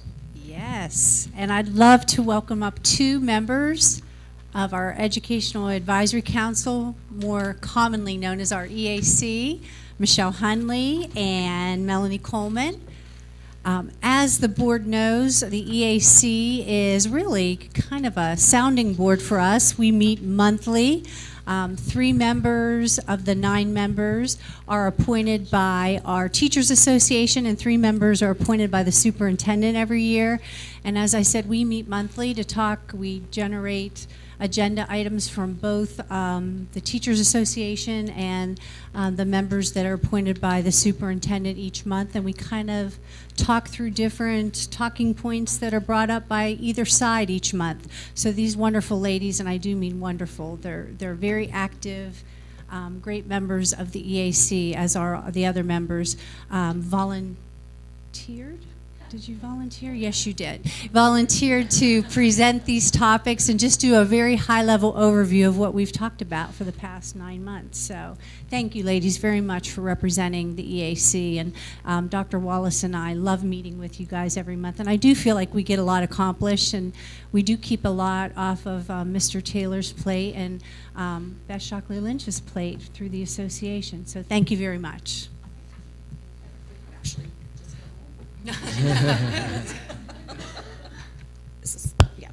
So the Educational Advisory Council was developed as part of the negotiated agreement where we have an opportunity for teachers to evaluate the school system's policies, procedures, and practices. And then this committee can give recommendations to enhance teacher effectiveness, increase efficiency, and promote student achievement. Who's on this team with us? Under the guidance of Dee Schwartz, Annette Wallace, and Beth Shockley Lynch, we have various teachers from across the district in different roles trying to encompass as much of the district as we can. And we meet monthly via Zoom. At the beginning of the year, we went over our meeting and group norms. And then each meeting is facilitated by a different member of the group. We all share responsibility. A couple of the topics that we've spoken about this year have been the district cell phone policy. That was a kind of a big topic at the beginning of the year. The blueprint, responsibilities, and our community needs was always something that we're talking about. We have looked to make sure that all schools have safety door scanners for faculty and staff to have access to. And a big topic every meeting is our 5D observation cycle, trying to look for consistency across the district. What is the process for teachers selecting their cycles? And then we kind of maybe wanted to look at modifications of the policy once Dr. Wallace takes her new position.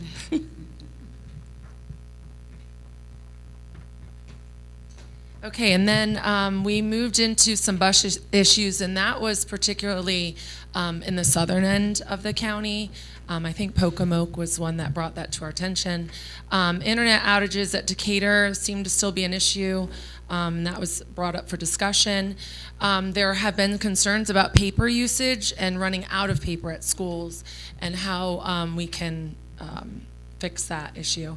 Virtual learning days came about after we had all those snow days, and we just had questions about how the state of emergency works and the waivers, how you go about asking for a waiver. So those were questions that were asked. Like Michelle said, we talked a lot about PLCs and what they look like in each school. We found that there's not consistency among schools, and so questions were asked, like what is the administrative role in those PLCs? How many are supposed to be administrative led? So we had open discussions about that, and each representative from different schools shared what it looks like in their building, and we did see there wasn't really consistency. So that's something that's going to be talked about a little bit more down the road. Workload of staff, calendar committee recommendations, that's something that always comes up each year as far as school year calendar and having a committee for that. We recognized Apple teachers, and there was a discussion brought up to recognize the nationally board certified teachers as well. We get emails each, I don't know if it's monthly or not, but on different teachers that are in the Apple cohort, but we don't receive anything as far as nationally board certified teachers when they get their certifications. So that was brought up as something we recognized. I'm going to skip the emergency one. I'll go down to the professional development days. I'll go back to that emergency one. We just talked about, we actually had Brian come in and do a chat with us as far as what professional development days evaluations look like. We have a lot of concerns that evaluations are not confidential, and so we asked him to come in and speak on behalf of that and clarify some things for us. And then the attendance piece is just, again, some data shows that there's great attendance, but there are people that do take off those days, and so we're just looking at how we can get everybody going to those professional development days as teachers. And then the new teacher professional development, there's a lot that's on the 5D model, and again, we had someone come in and talk to us about how those new teacher workshops, the topics are developed and the process of that. Going back to the emergency communication system, that came about with the Ocean City Elementary School mishap or scare, I'll say this year. And what came out of that was people were curious about the standard response protocol and just how communication is sent out, within the building and within the county regarding issues like that. But on that note, on a light note, so I'm a teacher at Ocean City Elementary School. I teach first grade there. So I was there the day that happened, and I will tell you, I get emotional because it definitely was something I hope never happens again. But our school did an amazing job.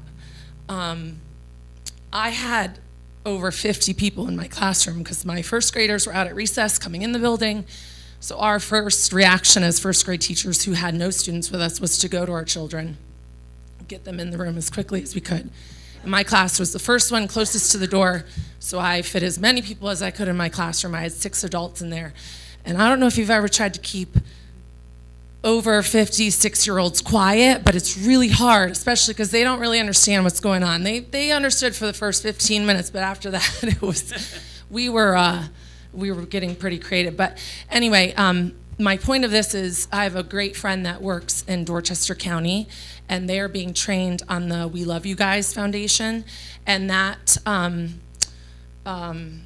the person that's taught, the trainer, thank you. The trainer spoke and said that Ocean City did a flawless job and raved about us, and so she sent me a message and said that you need to let your principal know and your staff know that there was really nothing more that we could have done that we didn't do correct. So on a positive note, that was a nice thing to be commended for. So. And then these are the presenters we asked to come and speak during our EAC meetings, and you can see on specific things. I told you about Brian coming in. I can't remember the first two. I don't know if I was. Sean came in to talk to us about American Education Week because we always have safety concerns. Brian shared the testing data, the minutes of testing. Jess came in and updated us on middle school social studies standards that were being changed as she was presenting to us. And then Brian Phillips came in.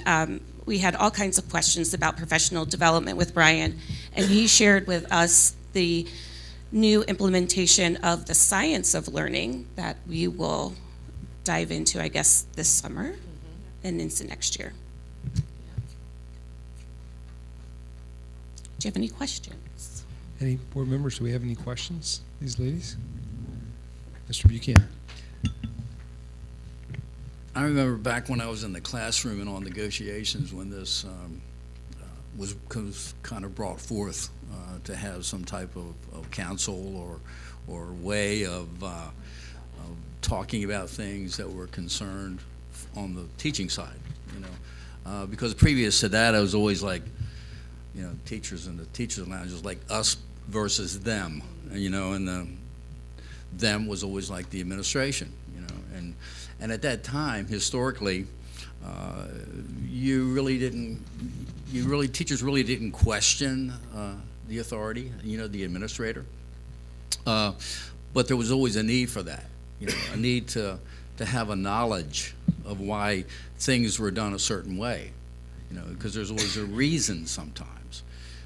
Teachers a lot of times, myself included, didn't know why it was happening, but now there's a way that this can be discussed, problems brought up, and then there's a realization of yeah, well, maybe I understand why there's a policy for this, or why we do it this way.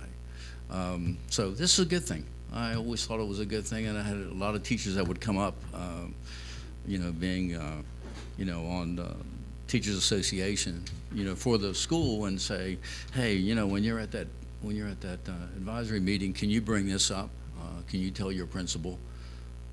And Dr. Wallace, that I was always one of the ones that always come to you and say, hey, we have some questions about this, and so it's a good thing. In addition to this, we have faculty councils at every school that work with the administration, and that's actually where we get a lot of the content for the EAC is through the faculty council. Yes, Mr. Smack.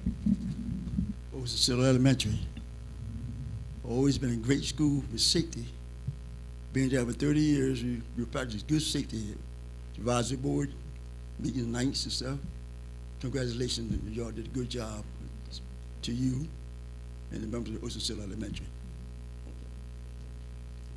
Dr. Nades? Thank you.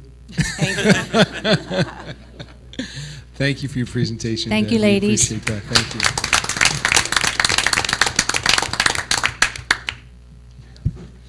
All right. Okay. Is everything? You had the blueprint update. Yes, I know do. You can't wait to tell Mr. us about that. Ferrante. It wouldn't be complete without a very brief blueprint update. Just two very quick things. We continue to work with Afton Partners for the blueprint, and actually we've asked to have our contract extended with them till December. So hopefully that will go through. We wrote a brief synopsis to have that done, and hopefully the money will be there, not our money, but the AIB's money to continue our work with them because we are working well with them. And also, Dr. Wallace and I are leaving shortly to attend the lacrosse game at Stevenson, and on our way up there, she's going to be listening in, I don't even know if she knows this, to a committee I'm on that is discussing how we're going to be reviewed this year for AIB. I think I shared with the board that they are still deciding how they're going to review our plan for next year, which will be part of the new superintendent, Dr. Wallace's purview.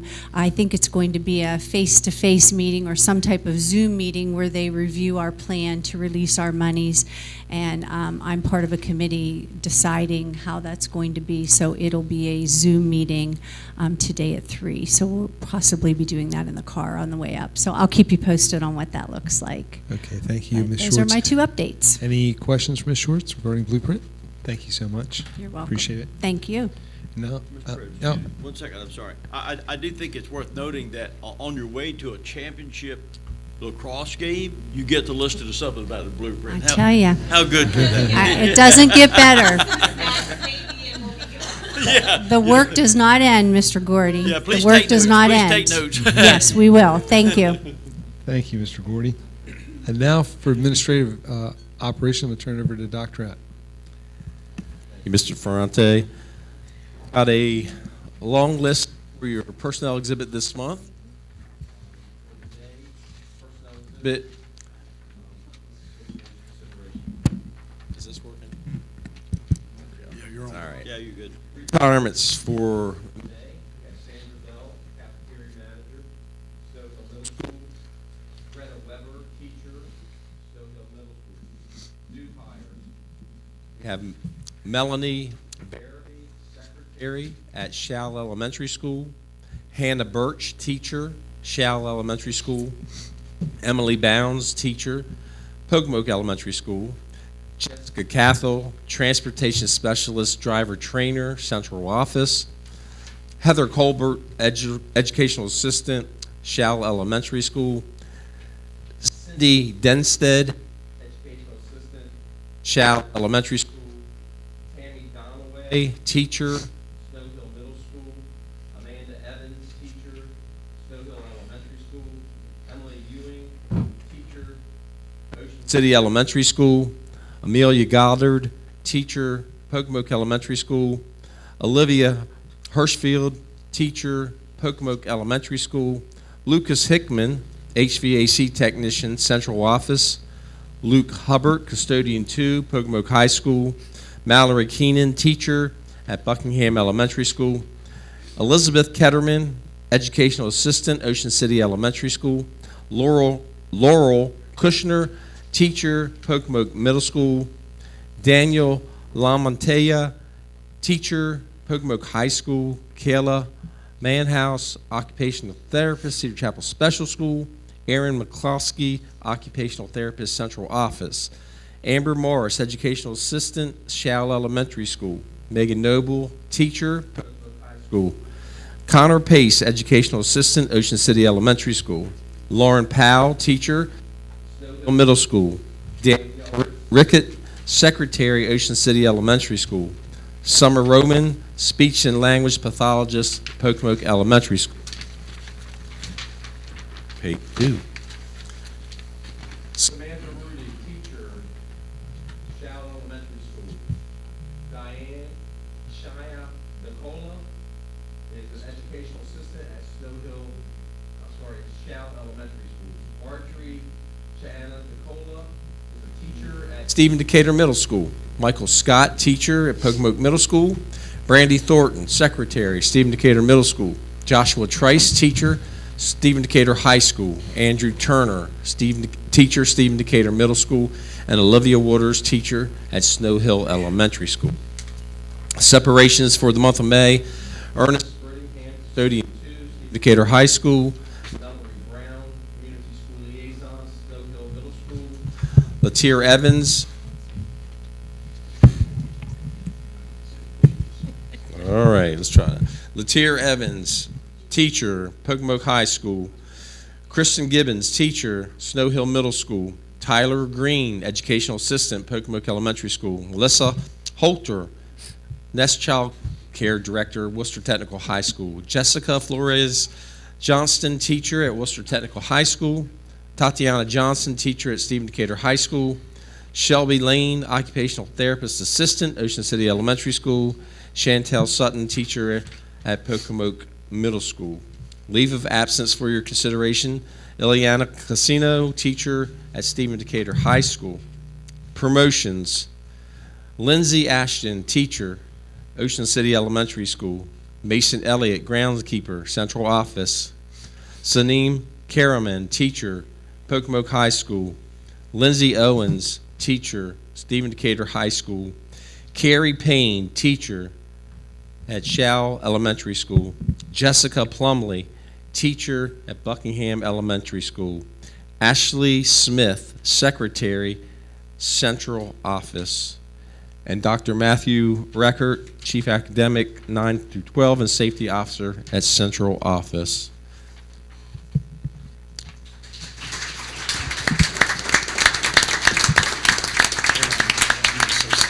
The superintendent recommends your approval of the Dr. exhibit. You did you say Ashley Smith also? I think you have one. Yes. You did, okay. I didn't hear you. That's all right. I switched Go ahead. them around. Okay, thank you. The superintendent recommends approval of the exhibit as presented. Thank you. Before I call for a motion, the superintendent would like to make a few remarks. One of the most important jobs principals that are sitting in this room and being a former principal has is to make sure they put the right teachers in the right spots at their schools. Probably the number one job they have, and they've heard me say that before. One of the most important jobs that I have as superintendent of schools is obviously to put principals in the right schools and to put the executive team members in the right place. And I take that very seriously. One of the last things, and it's deja vu again, when Dr. Andes was retiring, he hired me as an assistant superintendent and gave me some very great instructions moving forward. I say it's deja vu again because as I'm retiring, I am asking the board to approve an assistant superintendent or chief academic officer, safety officer. And I had a very similar conversation because I learned a great deal from Dr. Andes. I'm honored today to recommend to this board Dr. Matthew Reckert. And I'm honored not because he's not only an outstanding leader, but over his tenure as principal, I've asked him to go into 3 different schools and to correct some things that needed correcting. And he never once wavered and said, I don't want to do that, Mr. Taylor. And I've never forgot that. The other thing I will tell you that in my speech to retire, I said it's time for a new generation of leaders. I grew up with his mother and father in education. We were the older generation of leaders. And I'm a little emotional about this because I worked very closely. We didn't always see eye to eye, but we had a lot of similar thoughts where kids should be with his father. And like I said, we were 2 bullheads at time. But my first year as principal at Stephen Decatur High School, Mark, his father, was an assistant principal with me, and I knew he wouldn't be there long, and he left year 2 to become the principal at Snow High School. I've also worked with his mother, who I've watched run our special ed and do a number of things. And both of them did it with fidelity. They did it with purpose. And Matt has both of that from both parents. He truly does. Before his father passed away, we honored Matt at Pocomoke Middle School. And I went up to Mark and I said, Mark, I'm really proud of Matt. And I don't know if I've ever shared this with Matt. And Mark said to me, Lou, I'm extremely proud of him. And he said it with a little quirk in his voice. And I was so glad to hear him say that. And I know today he's looking down on Matt and being very proud. Matt's here today with his mom, his wife, Tracy, and his son, Luke. And I'm honored to bring that recommendation to the board. With our new generation of leaders, with Dr. Wallace and Dr. Reckert, and our experienced generation of leaders in Dr. App and Ms. Schwartz, Mr. Tolbert, we have an outstanding team moving forward and able to move this school system forward. And as I depart in June, I'm honored to see them take this where we are now, and it's my hope, I don't have an ego, I hope they take it to heights I've never dreamed possible. I want it to be better, and I think it will be better, and I will be cheering it to be better moving forward. Matt, on behalf of myself as superintendent and your family, stand up, please. On behalf of all of us, we are honored that you're taking the next step, that you agreed to do it once I offered you this job. And I know I'm presenting this board today with, first, an outstanding leader, secondly, an outstanding young man, and thirdly, most important, a good human being to lead the 7,000 kids and be a part of this leader team. So with that, I do recommend that you become the next executive level member. I wish you well. I'm very proud of you, because I remember when your dad and I worked together, Steve Decatur, you were this high running around. So congratulations on behalf of the board if they vote for you. Not congratulations yet. Hold tight. If they vote for you, I know we're putting another outstanding leader on this executive team to assist our new superintendent, Dr. Wallace. Congratulations, my friend.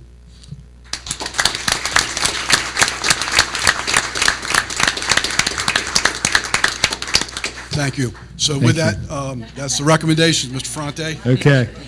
Can I have a motion and a second to approve the personnel exhibit as presented? Motion by Mr. Snack and a second by Ms. McComas. All in favor? Aye. Any opposed? Aye, but am I able to say something with that? Sure. Go ahead. The only reason why I've decided to vote against this personnel exhibit was not to vote against any individual person. Dr. Rector, I welcome you to the team, and I welcome you to this new position. I wish you the best of luck. The only reason why I'm voting against this personnel exhibit is because in the last year and a half, with all of the conversations that I've personally had with law enforcement, their biggest ask over the last year and a half was to separate the chief safety officer role and the assistant superintendent role, and I just, I'm not sure if we gave it, if we exhausted all options before this hiring process. But what's done is done, and Dr. Record, I welcome you to the executive team and wish you the best of luck. Okay. Thank you very much. We're moving forward. Recommendation for the bus contractor, and I'm going to ask Dr. App to take that. Oh, I'm sorry. Teresa, go ahead. This is from the class of 2025 for Mr. Record. We still address you as Mr. Record. I do not care whether you're a doctor.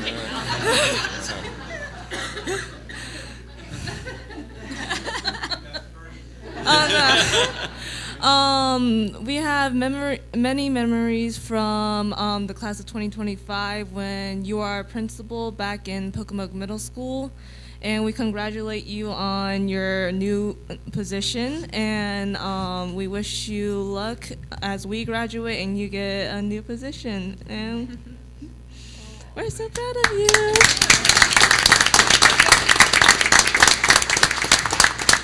And Mr. Record, if I could say something on behalf of the board, as I've served on this board for 7 years, and I knew you previously to that, we've watched your growth. We've watched you take on those different positions and excel at everything that you've done, whether it be in elementary school, middle school, and high school, as our superintendent Taylor alluded to.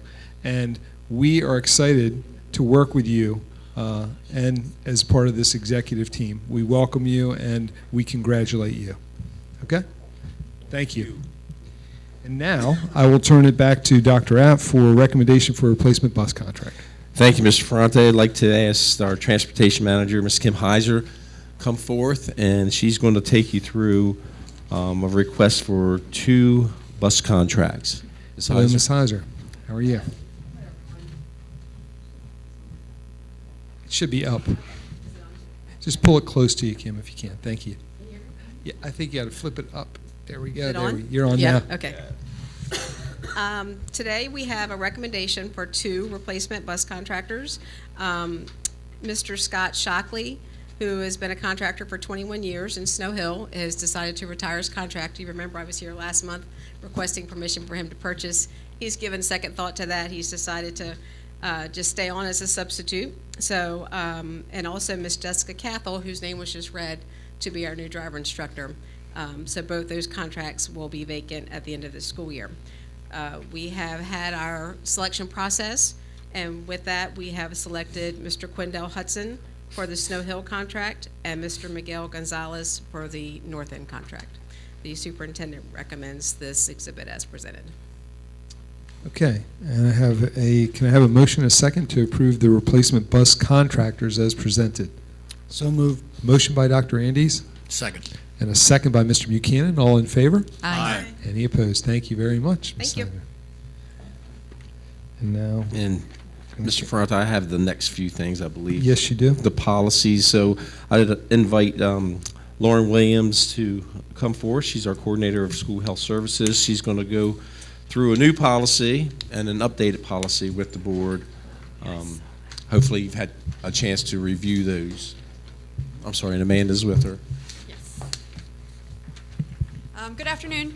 Good afternoon. We are presenting today an update to the policy, emergency rescue medications and first aid. So this policy is an existing policy that we had for our emergency rescue medications as required by law. Last year, the legislature passed a law that requires schools to provide access to bronchodilators in case of an asthmatic emergency. So we added another emergency medication into this policy. And it includes how frequently the trainings will happen, and also covers that we have to have these emergency medications available on field trips and off-site activities as well. So the policy has been updated to include new state-required responses to seizure, as well as asthma and respiratory distress.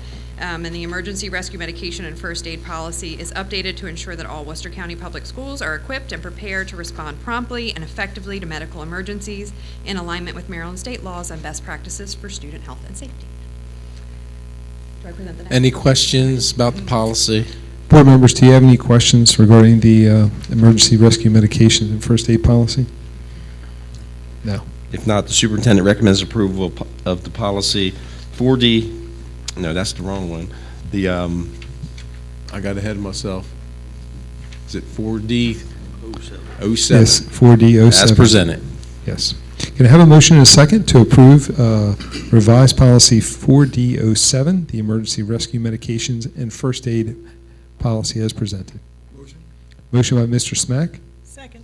A second by Ms. McComas. All in favor? Aye. Any opposed? And we're Thank going to you. stay with Lauren. She has the next one as well. Okay. This is another policy that's required by legislation that was passed last year. This policy is titled Telehealth Appointments During the School Day. So the legislature passed a bill that required that secondary students have access for telehealth services during the school day. There's specific requirements that space has to meet, has to be private, confidential, have internet access, and be able to somehow connect to that internet. So you need a device as well. So this policy will facilitate the space for families. We will work in partnership with families. Families will be responsible for scheduling, attending, and paying for the services. So we are just providing a space for these services to occur. So the facts of this policy are that the space will be, we'll have folks request that space at least 10 days in advance.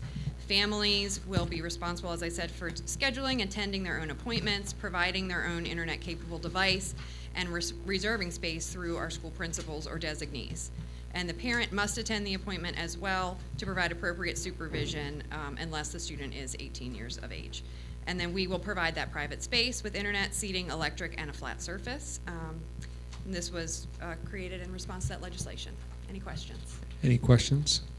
Just Ms. a Williams? just a point of clarification, just to make sure everyone in our community understands, the parent must be present.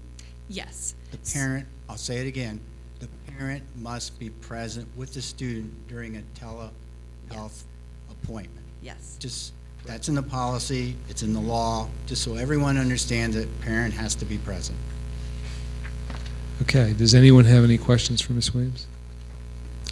The superintendent recommends approval of new policy 4D13, telehealth appointments during the school day as presented.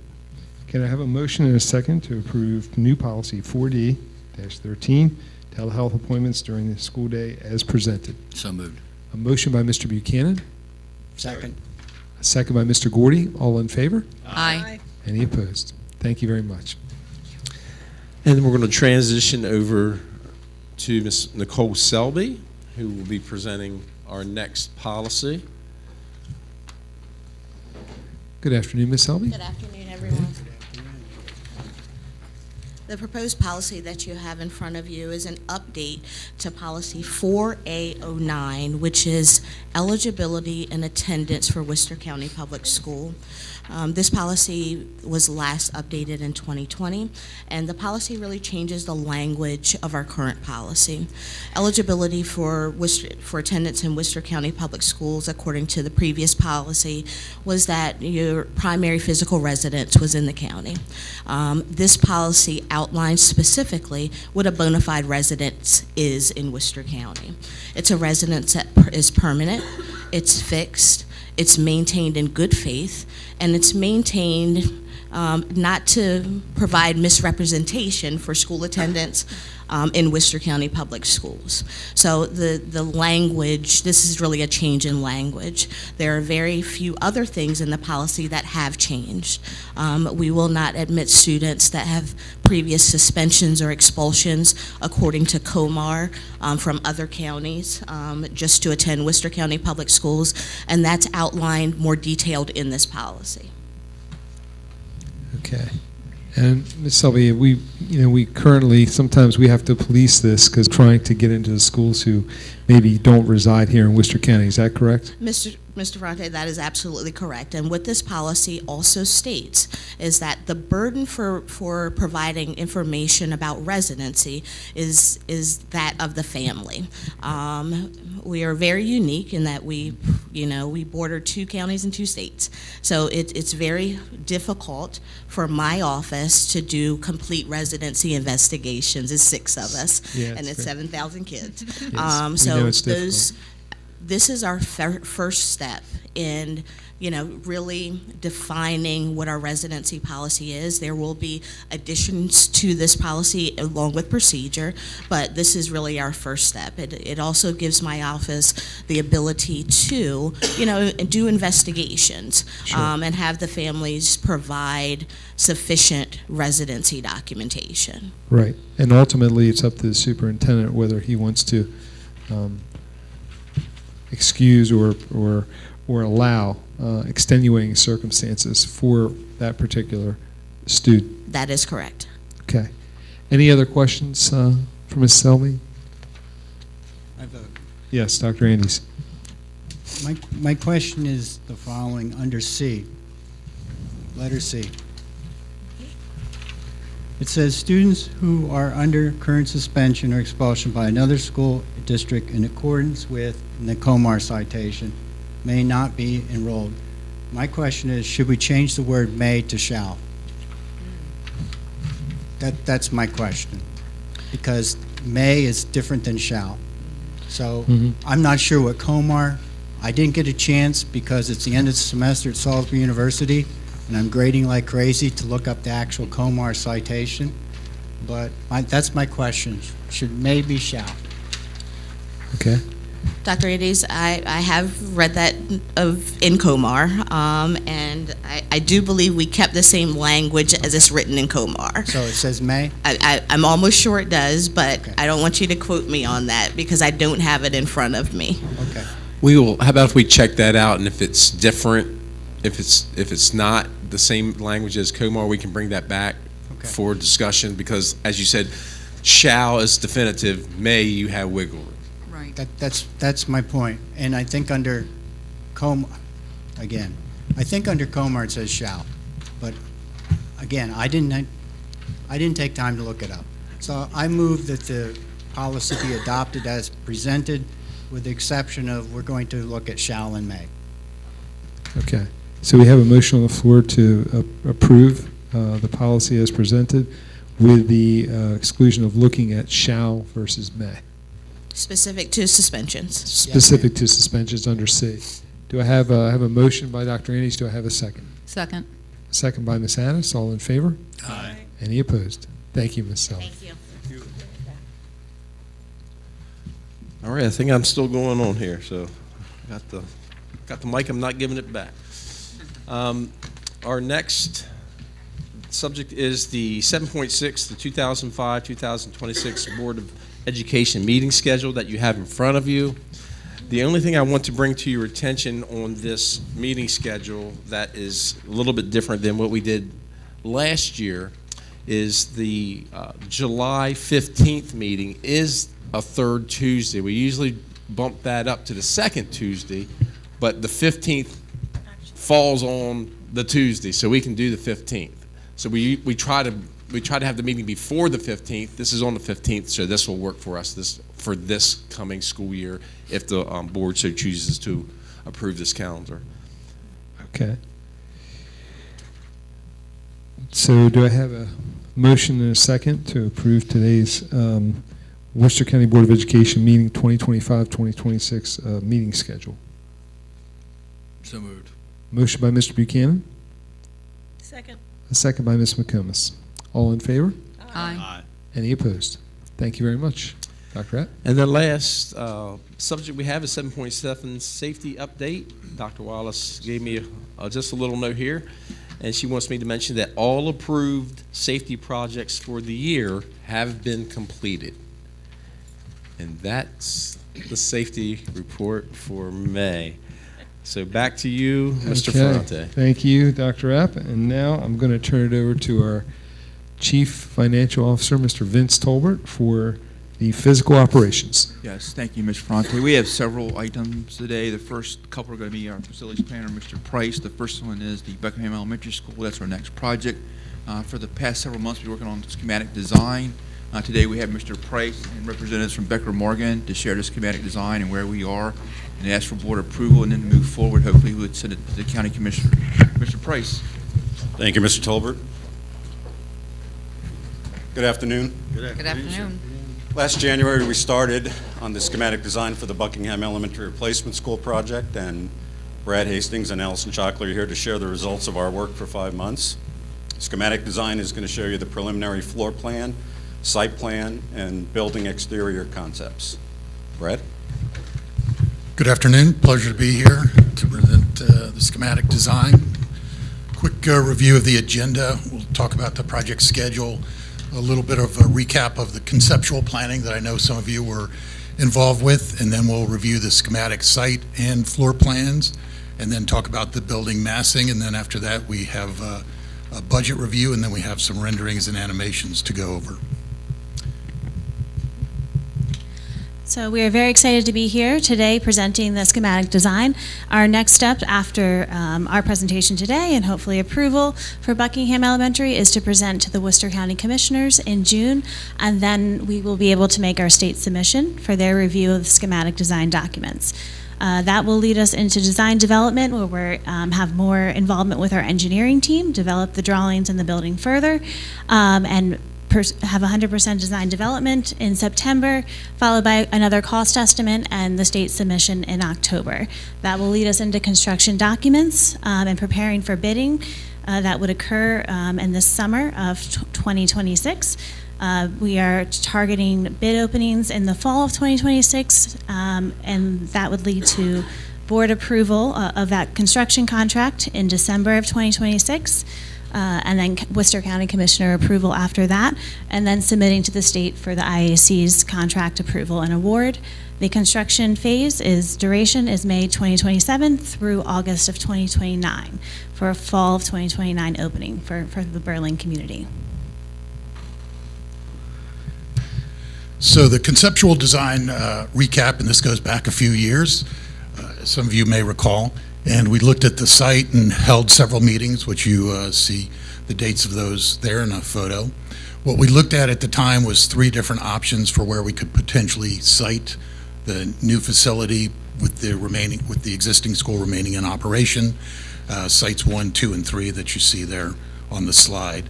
And this slide shows kind of a comparison of how those options worked against each other and meeting the various requirements that we were looking at the time, with option 3 being the most viable and optimum solution. So that's what we have pursued going through the schematic design process. So again, you see on the left the aerial and the existing school, and on the right, the proposed site plan with the new building and the colors down there, the kind of to the bottom right, and a new parking lot. You can go ahead and click through.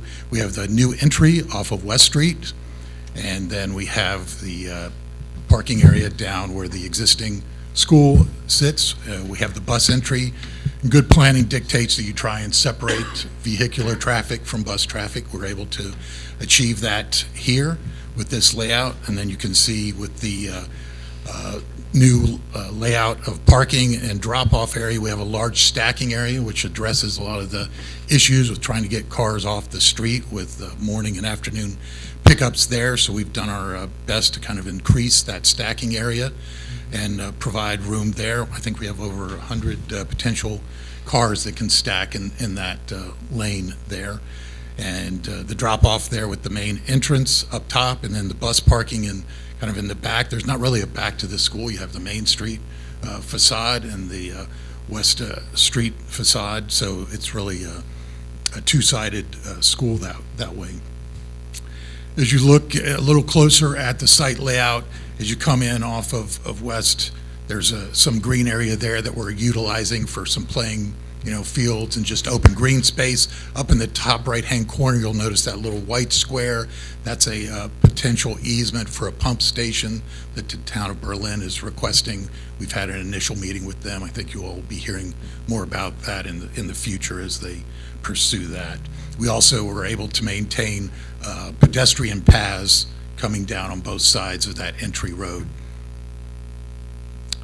Then as we get a little closer to the building and off to the top right with the primary colors you see there, that would be the proposed playground area that would be off to the side, making use of kind of that green area off to the right of the property and easy access from the school.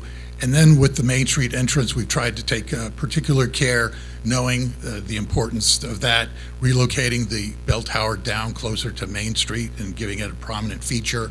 And then that site does slope up. We actually have some topography on this site, which is unusual for this area. So we've tried to take advantage of that, and we've created a little terraced lawn area, which almost provides for an amphitheater for potential outdoor learning or town use in festivals and that sort of thing. So we think that'll provide a very nice view and entry from Main Street.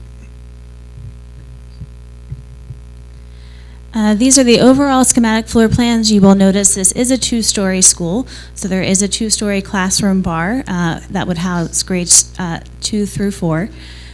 The main entry, close to the parking lot, is on the north side of this drawing, and the bus entry would be on the south side. We've maintained an open and connected lobby to be able to have a lot of security and visibility of everyone entering. It also allows for being able to shut off part of the building and use the gym and cafeteria and the lobby for after hours and community events, and the rest of the school can be closed off. So the red areas there show the gym and cafeteria.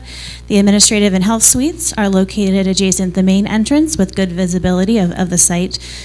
And the pre-K 3 and 4 classrooms are closest to the entries and all of the shared specials and gym and cafeteria. They have the smallest legs, so positioning them closest to all of the areas is really beneficial.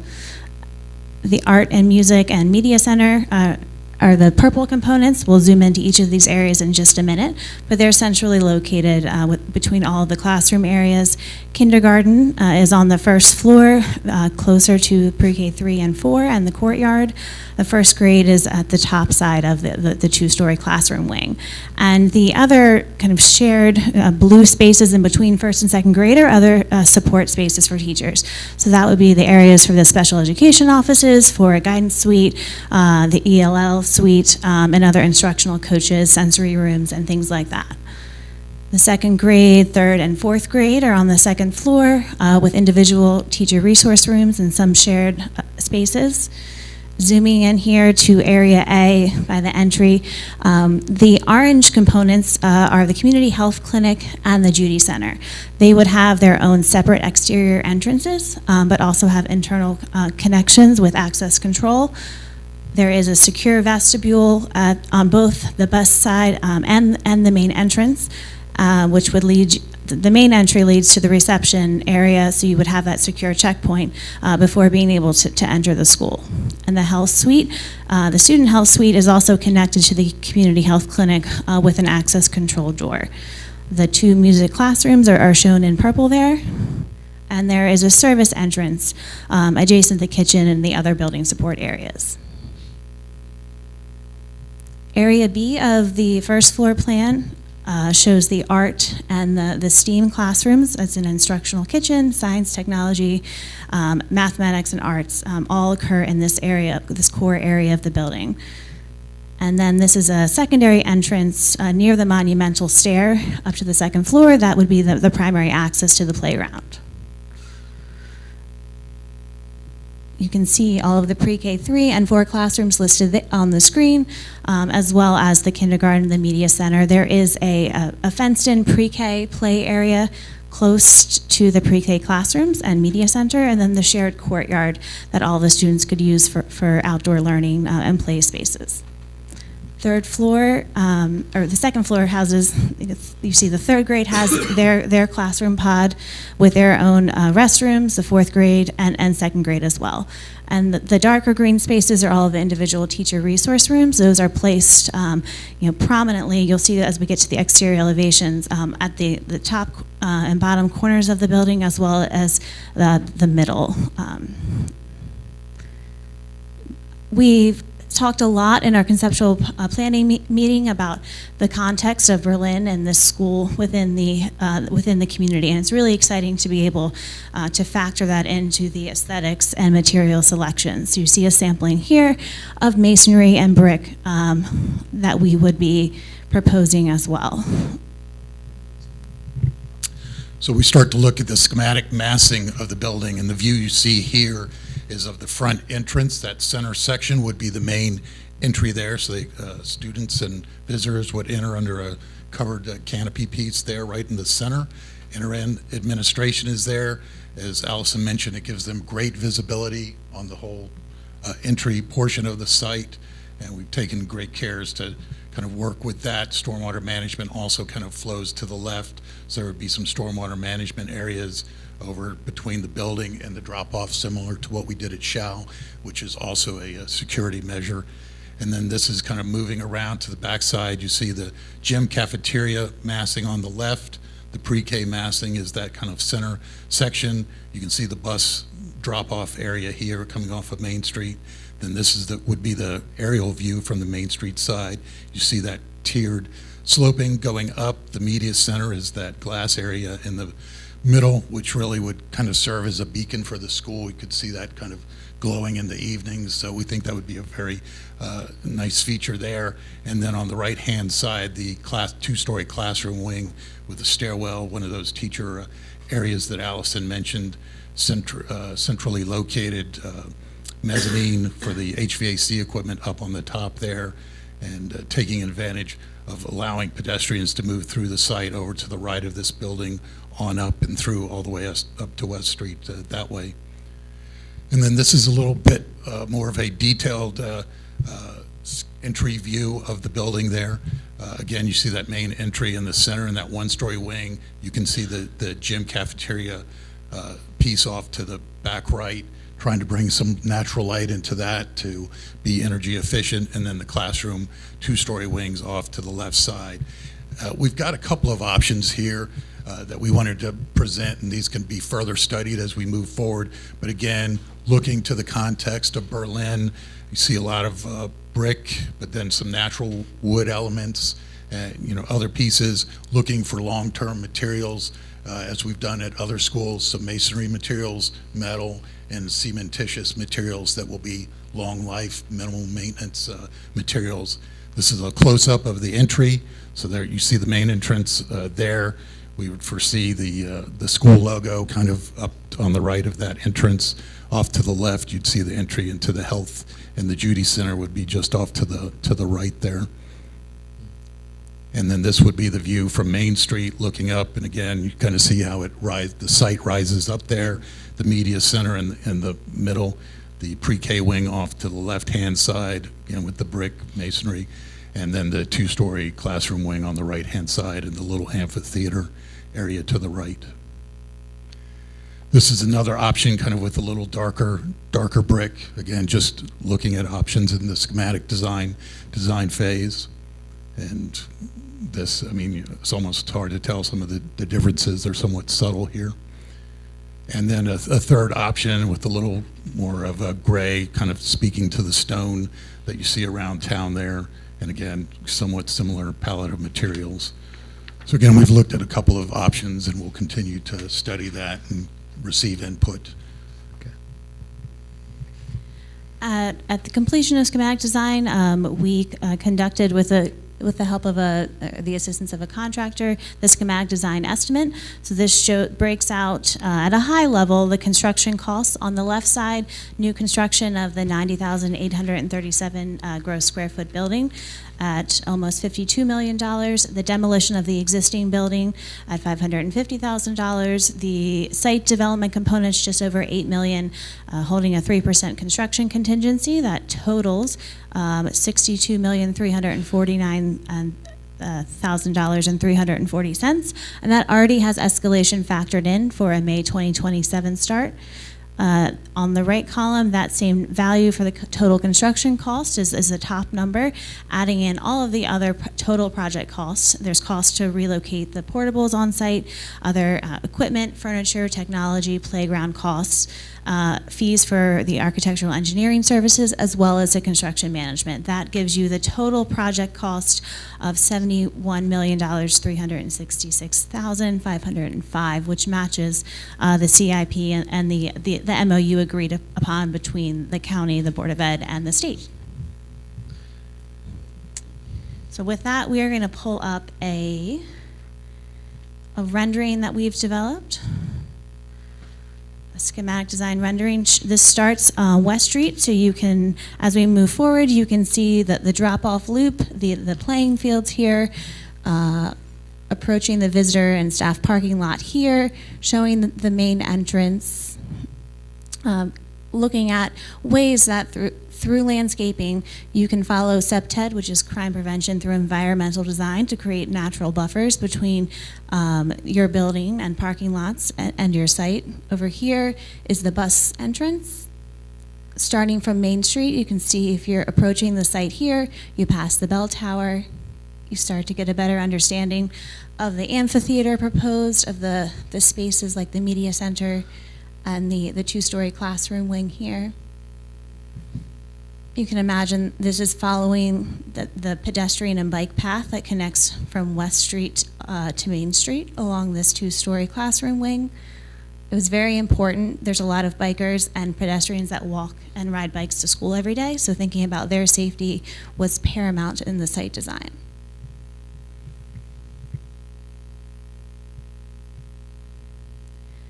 The glass that we're about to fly over this volume is the art and STEM classrooms, flying over the courtyard and the media center back to this Main Street entrance for another view here.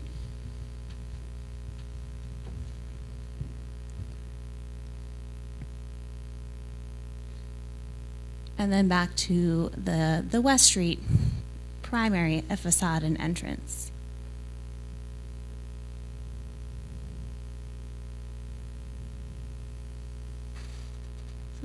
With that, we'll take any questions and Board members, do you have any questions or comments? Thank you very much for the presentation today. Mr. Gordy, Mr. Smack, and myself were on the feasibility study committee, and one of the major challenges that you faced was the fact that the community wanted the school there. And they didn't want the school any other place but right there, which creates significant challenges to design a school that fits into that particular space, and I want to commend you for doing that. As I said in the feasibility discussion, as we move forward, please make sure that all the materials are maintenance-free to the extent possible. Therefore, we don't have to replace them in 5 years We need to be able to replace them in 50 years, because that's probably the length of time that Buckingham will be in place until someone in the future has a feasibility study to replace Buckingham Elementary School, and I won't be here, I know that. I appreciate the building safety measures that you've built in terms of the design, because that's critically important at this point in time. And also, I know you'll do this, but please also design into it energy efficiency wherever you possibly can, because the more energy we save, the more dollars we have to put into our classrooms for our students. And the last point I wanted to ask today, our schools end up to be emergency shelters. And knock on wood, wherever there's wood, knock on wood, we have not had a hurricane and had to evacuate significant areas of our county for many years. But Mr. Taylor remembers, because when he was at Stephen Decatur High School, on many occasions, Stephen Decatur High School was an evacuation shelter for hurricanes, and he spent many a night at Stephen Decatur High School during those hurricane evacuations that were going on. And then Stephen Decatur Middle School was staged as an evacuation shelter, and that's where the pets went. So people with pets went to Stephen Decatur Middle School. People without pets went to Stephen Decatur High School. So I'm not sure if we're going to also have to use Buckingham Elementary School as an emergency shelter. I don't know what the feeling is at this point in time, but if we do, or if we need it, please make sure that in that design is sufficient structure to make sure that it's going to stay there during a tornado or during a hurricane, and also has backup energy source, so when the electricity goes out and it happens to be a shelter, we can continue to run those core areas that need to be operated during a shelter in place when everyone's coming to Buckingham Elementary School. So again, I thank you for fitting a beautifully designed school into that space. It was a significant challenge. I enjoyed the meetings that we had several times, and also your support with the IAC and coming forward, and particularly appreciate the work of the county commissioners in making that MOU happen. It's the largest amount of money we have ever received for a school construction project from the Interagency Commission on School Construction. So if I remember correctly, I just want one other, if I remember correctly, I think for the Buckingham project, Mr. Price will correct me. Yes, you will. I think if I remember, the state's going to allocate something like $26 million for that project. Was that the right number? Correction, 25 million. So the number that you, it was 71 million and change. So we take 25 minus 71 and we get 46. So we're asking, if this all goes right and the budget projections are correct, we would be asking county government for support of $46 million. Yeah, and they made a motion, Dr. Andes, for 50. So Correct. this, if we come in at budget, we're $4 million less than what they were willing to give. Thank you. So again, I thank you for your time and your effort. I love the video.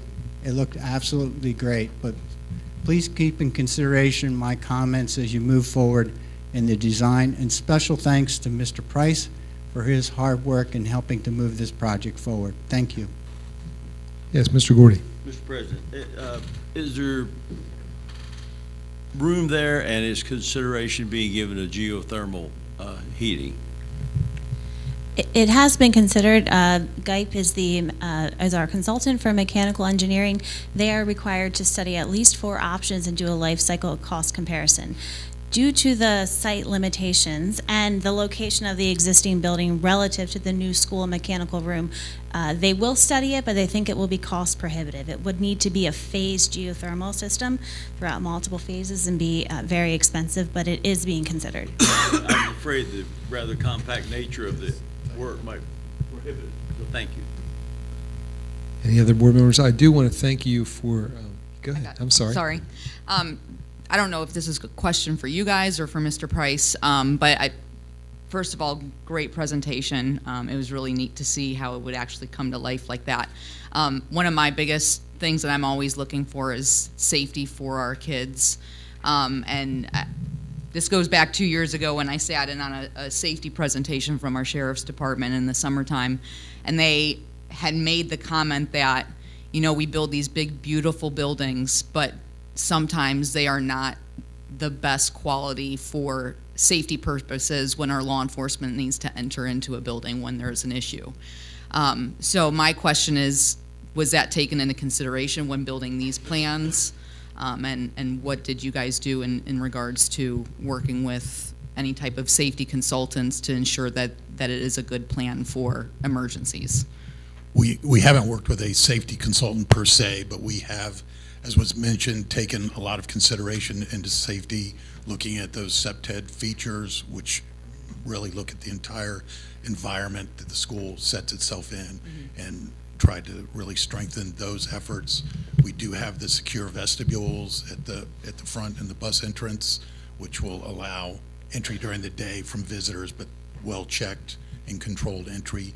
We do have other emergency egress throughout the building, which would also could serve, to your point, with security to allow, you know, first responders, et cetera, to be able to enter the facilities from different areas there. But I think between the Main Street and the West Street has very good visibility, so that's one of the main focuses of SEPTED, is just not making something feel like it's vulnerable, and nefarious actions are less likely to occur somewhere where lots of eyes are in place. And so that, again, with the openness of the school and allowing the teachers and staff to really have visual control throughout the facility is another backup piece to that. With the courtyard piece also gives opportunities to have children go out and play in those or study in those areas so they're not exposed. And then the other playground area will be fenced in, and it's again right out in front where we have that visibility from administration and seeing anything that's coming or going from West Avenue. So and we'll certainly continue to look at this as we get further into the design and developing security cameras and all those other technological features that can also help beef up the safety aspects. Great, thank you. Okay, and I just wanted to add thank you. First of all, great presentation. Thank you for all the hard work that you've done on completing this building. And we know it wasn't an easy task, as said before, because it was a very unique space and you had to make it work. I would like to add that when you're considering the materials as far as the accents, you have some really nice architectural features like the media center. I'd like to see some contrast so that we actually bring those features out, and when we pick those colors out, I appreciate it. And in addition, I would like to thank you for separating the vehicular traffic, because as we all know, it's, if you've ever been to Stephen Decatur, you know that the parking is right where the bus traffic is, even though the student parking is in the back. And separating that traffic makes it much easier for the students to get on and off the buses. So thank you for that. Thank you for a great job. I'd like to thank Dr. Welsh. She spent many, many hours reviewing drawings, sketches, and documents, and provided her expertise to the design team, which is a big reason we got where we are. Thank you, Dr. Welch. And the superintendent recommends approval of the Buckingham schematic design. Okay. We have a, can I have a motion, a second, to approve the superintendent's recommended approval of schematic design documents and the board approval to present the documents to the county commissioners, and the following approval to submit to the Interagency on Commission for School Construction? Motion by Mr. Smack. Second. A second by Dr. Andes. All in favor? Aye. Any opposed? Thank you so much. Thanks, Brad. Thanks, Allison. Take care. Next up is our facilities planner. The next project around the heels of Buckingham Elementary School is the intermediate school, either a new school or additional renovation. The first step in that process is to pick an architect for the feasibility study. Today, Mr. Price has some recommendations for an architect for that study. Mr. Price. Thank you, Mr. Tolbert. Last month, the board approved the superintendent's recommendation to interview 4 architectural firms for the Berlin Intermediate feasibility study and ed specs. On May 7th, the selection committee interviewed those 4 firms and made a recommendation to the superintendent to contract with Becker Morgan Group to execute the feasibility study and ed specs. And I'd like to thank the selection committee members for their time and effort to conducting the interviews and to making this recommendation. Dr. Wallace, Dr. Apt, Dr. Gallagher, Mr. Tolbert, Mr. Collins, and Mr. Sam Slacum. And the superintendent recommends selection of Becker Morgan Group to complete the Berlin Intermediate School feasibility study and educational specifications. Thank you, Mr. Price. Can I have a motion and a second to approve Becker Morgan Architectural Firm for the feasibility study as presented? So moved. Motion by Ms. McComas, Second. a second by Dr. Andes. All in favor? Aye. Any opposed? Let the record show that Mr. Smack had to step out. Thank you, Doctor. Thank you, Mr. Price. Thank you, guys. Thank you, Mr. Price. Next up, Mr. Fonte, we have Mr. Sam Staken, our operations and maintenance manager with the partition wall replacement at Snow Elementary School. Mr. Slacum. Good afternoon. Good afternoon, everyone. We're here today to request Board of Education approval for the replacement of the operable partition wall at Snow Hill Elementary School. In February of this year, the current operable wall, which is from the original construction of the school, had a catastrophic failure. We did attempt to repair the wall that is in place. However, the company that manufactured that originally is no longer in business. Parts are no longer available. We were not able to repair it. We were able to get it to a point where it was safe and able to stay closed while we worked on a proposal with Modern Door Company to get a replacement, which will be installed this summer if you approve. We're utilizing the Montgomery County contract to source that from Modern Door Incorporated. And we're using funds from MABE to fund this project. The superintendent recommends approval of the proposal by Modern Door utilizing the Montgomery County Public Schools contract in the amount of $165,897. Okay, thank you, Mr. Slacum. Any questions for Mr. Slacum regarding that replacement? Okay, can I have a motion and a second to approve the Modern Door utilizing the Montgomery County Public Schools contract in the amount of $165,897? So moved. Motion by Mr. Buchanan, Second. a second by Mr. Gordy. All in favor? Aye. Any opposed? Thank you, Mr. Slacum. Next up, Sam, the partial window replacement here at the central office. We are here today to request Board of Education approval for partial window replacement at the Board of Education building. We conducted a request for proposals, and those proposals were submitted on April 25th with one responsible contractor providing pricing. We're doing 3 different sections of the building with funding being provided by the county commissioners. The superintendent recommends approval of the proposal by Charles Brown Glass Company in the amount of $173,020. Okay, any questions for Mr. Slacum? Can I have a motion to approve the Worcester County Board of Education partial window replacement as presented? I need a motion and a second. Motion. A motion by Ms. Addis, Second. second by Dr. Andes. All in favor? Aye. And let me add that that's from Charles Brown Glass Company in the amount of $173,020. Thank you, Mr. Slacum. I was just sitting here trying to figure out what year these windows were installed. Some of them were originals. I know. I'm thinking like Partially done some of them, but some of them. Are they older than you, Dr. Andes? No, they're not older than me, but I'm Before thinking his tenure, though. I'm thinking like 1957, Yeah. something like Yes. that. The building was. The windows we're replacing are from the original construction when this building was originally It's built. 50 You're right, it's in the 50s. Wow. It's like 56 It's or amazing they've 57, lasted so that long. it's 25 Okay, and 70 like plus. a long time ago. We got our money's worth. Yeah. A Thank you, very Mr. long Slacum. time ago. If you want to see what a 1950s window looks like, come down to my office, because they're in my office. I can show you 1950s I think the real question is, can we ensure that the next set of windows lasts for 70 years, too? I seriously doubt it, but that would be great, Ms. Addis, if it would. Yeah. That would be great. Back to you, Sam. Mr. Tolbert. Yes, my last item today is the monthly financial report for the month of April with non-salary expenditures of $4,228,618.02. The superintendent recommends approval of the April financial report as presented. Thank you, Mr. Tolbert. Can I have a motion and a second to approve the April 30th, 2025 monthly financial report as presented? So moved. A motion by Ms. McComas Second. and a second by Mr. Gordy. All in favor? Aye. Any opposed? Thank you very much. Thank you. That Tolbert. concludes fiscal operations.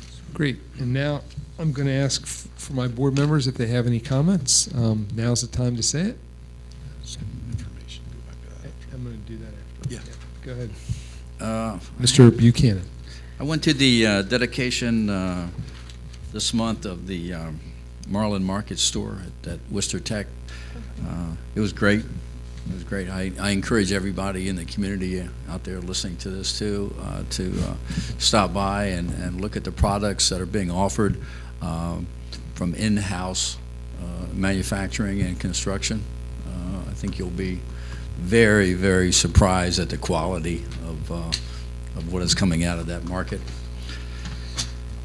And tonight, if you have a chance, Pocomoke High School is having their senior intent night.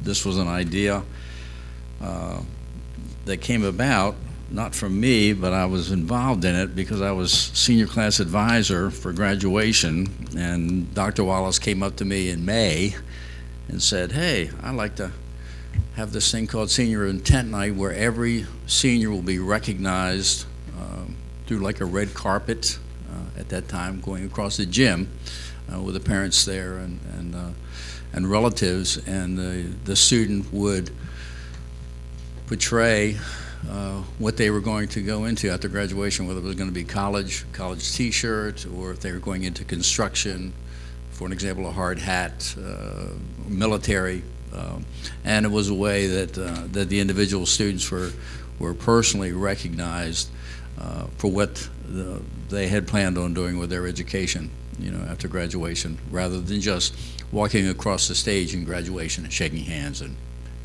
it just made it a little more personable. But so if you have a chance, Pocomoke High School tonight, Awesome. 7 o'clock. Mr. Gordy. Mr. President, thank you. A couple quick things about what we've seen here today. Boy, it's exciting to know that the arts are alive and well in Worcester County. Thanks to Mrs. Mills for that wonderful presentation there.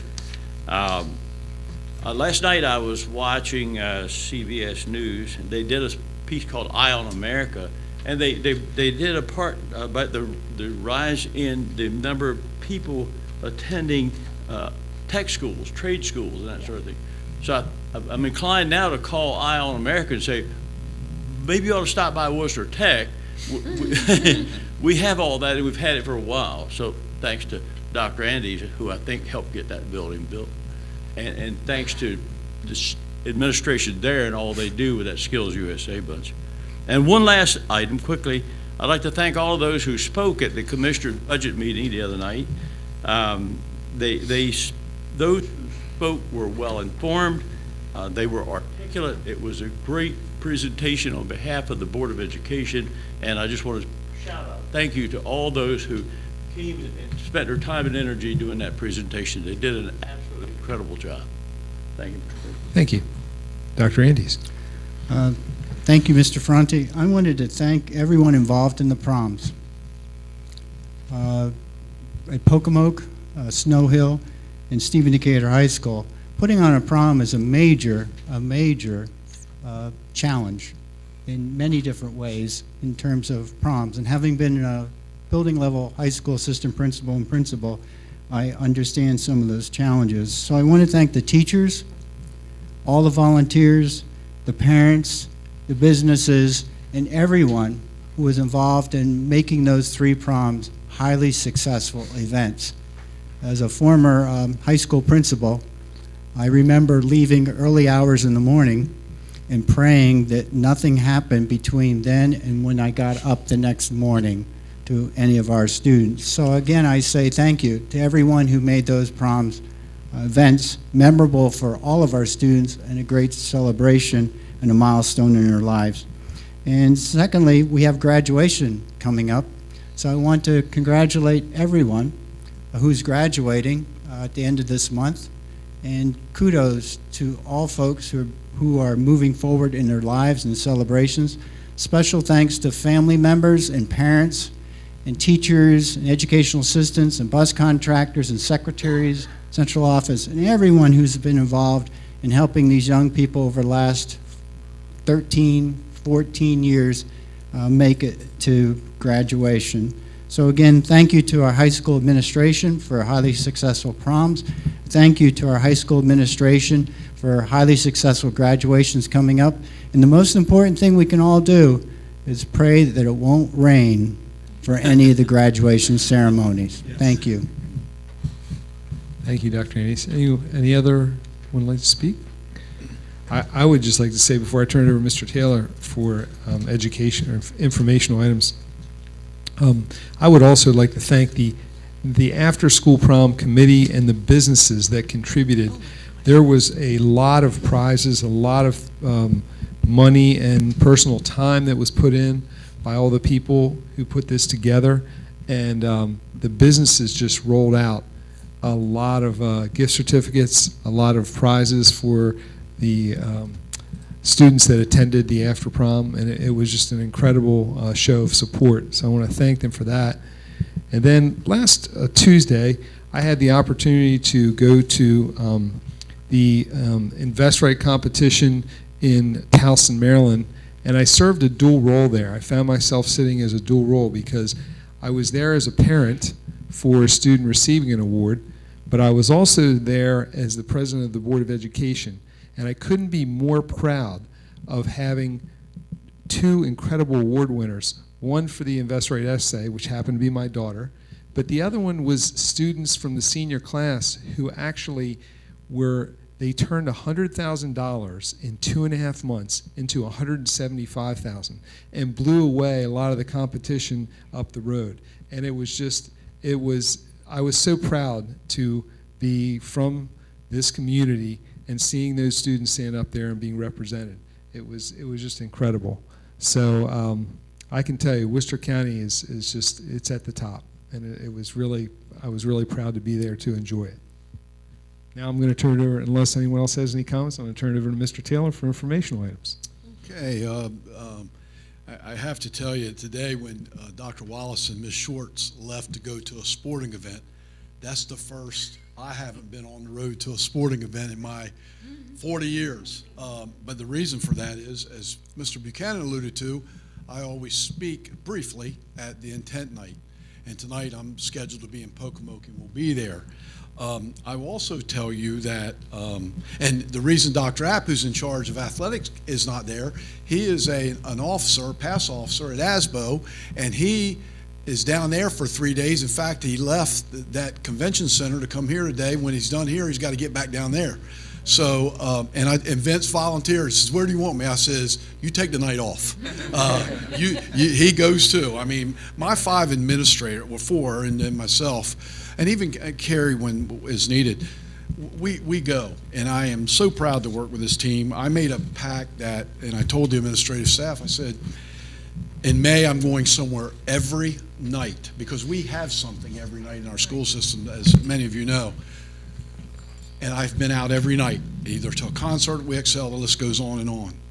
And I can tell my age, because Saturdays and Sundays, I'm a zombie. But it's been fun. It's like my final tour, and I get moved every time I go into school and come out at night to see what's happening in our schools. And so it's just been a lot of fun, even though it's been very draining. But as Dr. Andes alluded to, next week is culminating with graduations and so forth. A few announcements before we close. I turn it back to President Ferrante. As you know, schools will be closed on Monday in honor of Memorial Day, schools and offices, this coming Monday. On June the 3rd, the county commissioners will be striking the FY26 budget. We are still in the process of working with them to see where we can be, and there's still some unfinished business, as I've found out today, that we've got to continue to work on. On June the 16th and 17th, they are the last 2 days of school this year. They are half days for exams, but all schools will be closed half a day on the 16th and 17th, with obviously the last day of school for students this year, June the 7th. That's a little late, but we had June 17th, I'm sorry. But we had a lot of snow days this year. I think we were closed 10 days roughly for snow, and so we had to build in some things, and we're going a little bit later. And then on June the 25th, each year we have a Eastern Shore Board of Ed Leadership Conference that's usually held either at Chesapeake College or somewhere up there, but we're moving it around, and I'm happy to report that it will be held in Ocean City at the Aloft Hotel this year. That's again June 25th at 8:30, held at the Aloft in Ocean City. So with that, I think that's the most prominent announcements right now, and I'll turn it back over to you, Mr. Thank you. Mr. Dillard, did you just want to mention, too, that in case of a inclement weather on Wednesday for the Stephen Decatur Parade, we would, there's a rain day on Thursday. Is that correct? Yes. Tomorrow doesn't look good as of right now. We've had the other two school parades. Last night we had Snow Hills. Wednesday night, tomorrow night, is scheduled for Stephen Decatur on the boardwalk. And if it's not, it will be Thursday night. And I have been in constant communication with principal sites as to that, but we will wait probably till somewhere midday to make that call tomorrow. Thank you. Appreciate that. So the next regular Board of Education meeting will be held Tuesday, June 17th, 2025, right here in the Sarah D. Thompson Board Meeting Room here at the Worcester County Board of Education Central Office in Newark, Maryland. The open session will begin at 10:30. Immediately consider the voting to convene in closed session under general provisions of Article 3-305B of the Annotated Code of Maryland. The board will reconvene in open session at 12:30 p.m., and the board meeting information will be posted on our website at worcester12.org, located under board meeting/board docs. And now I'd like to ask for my board members for a motion to adjourn. So moved. Motion by Dr. Andes. Second. And a second by Mr. Gordy. All in favor? Aye. We are now adjourned.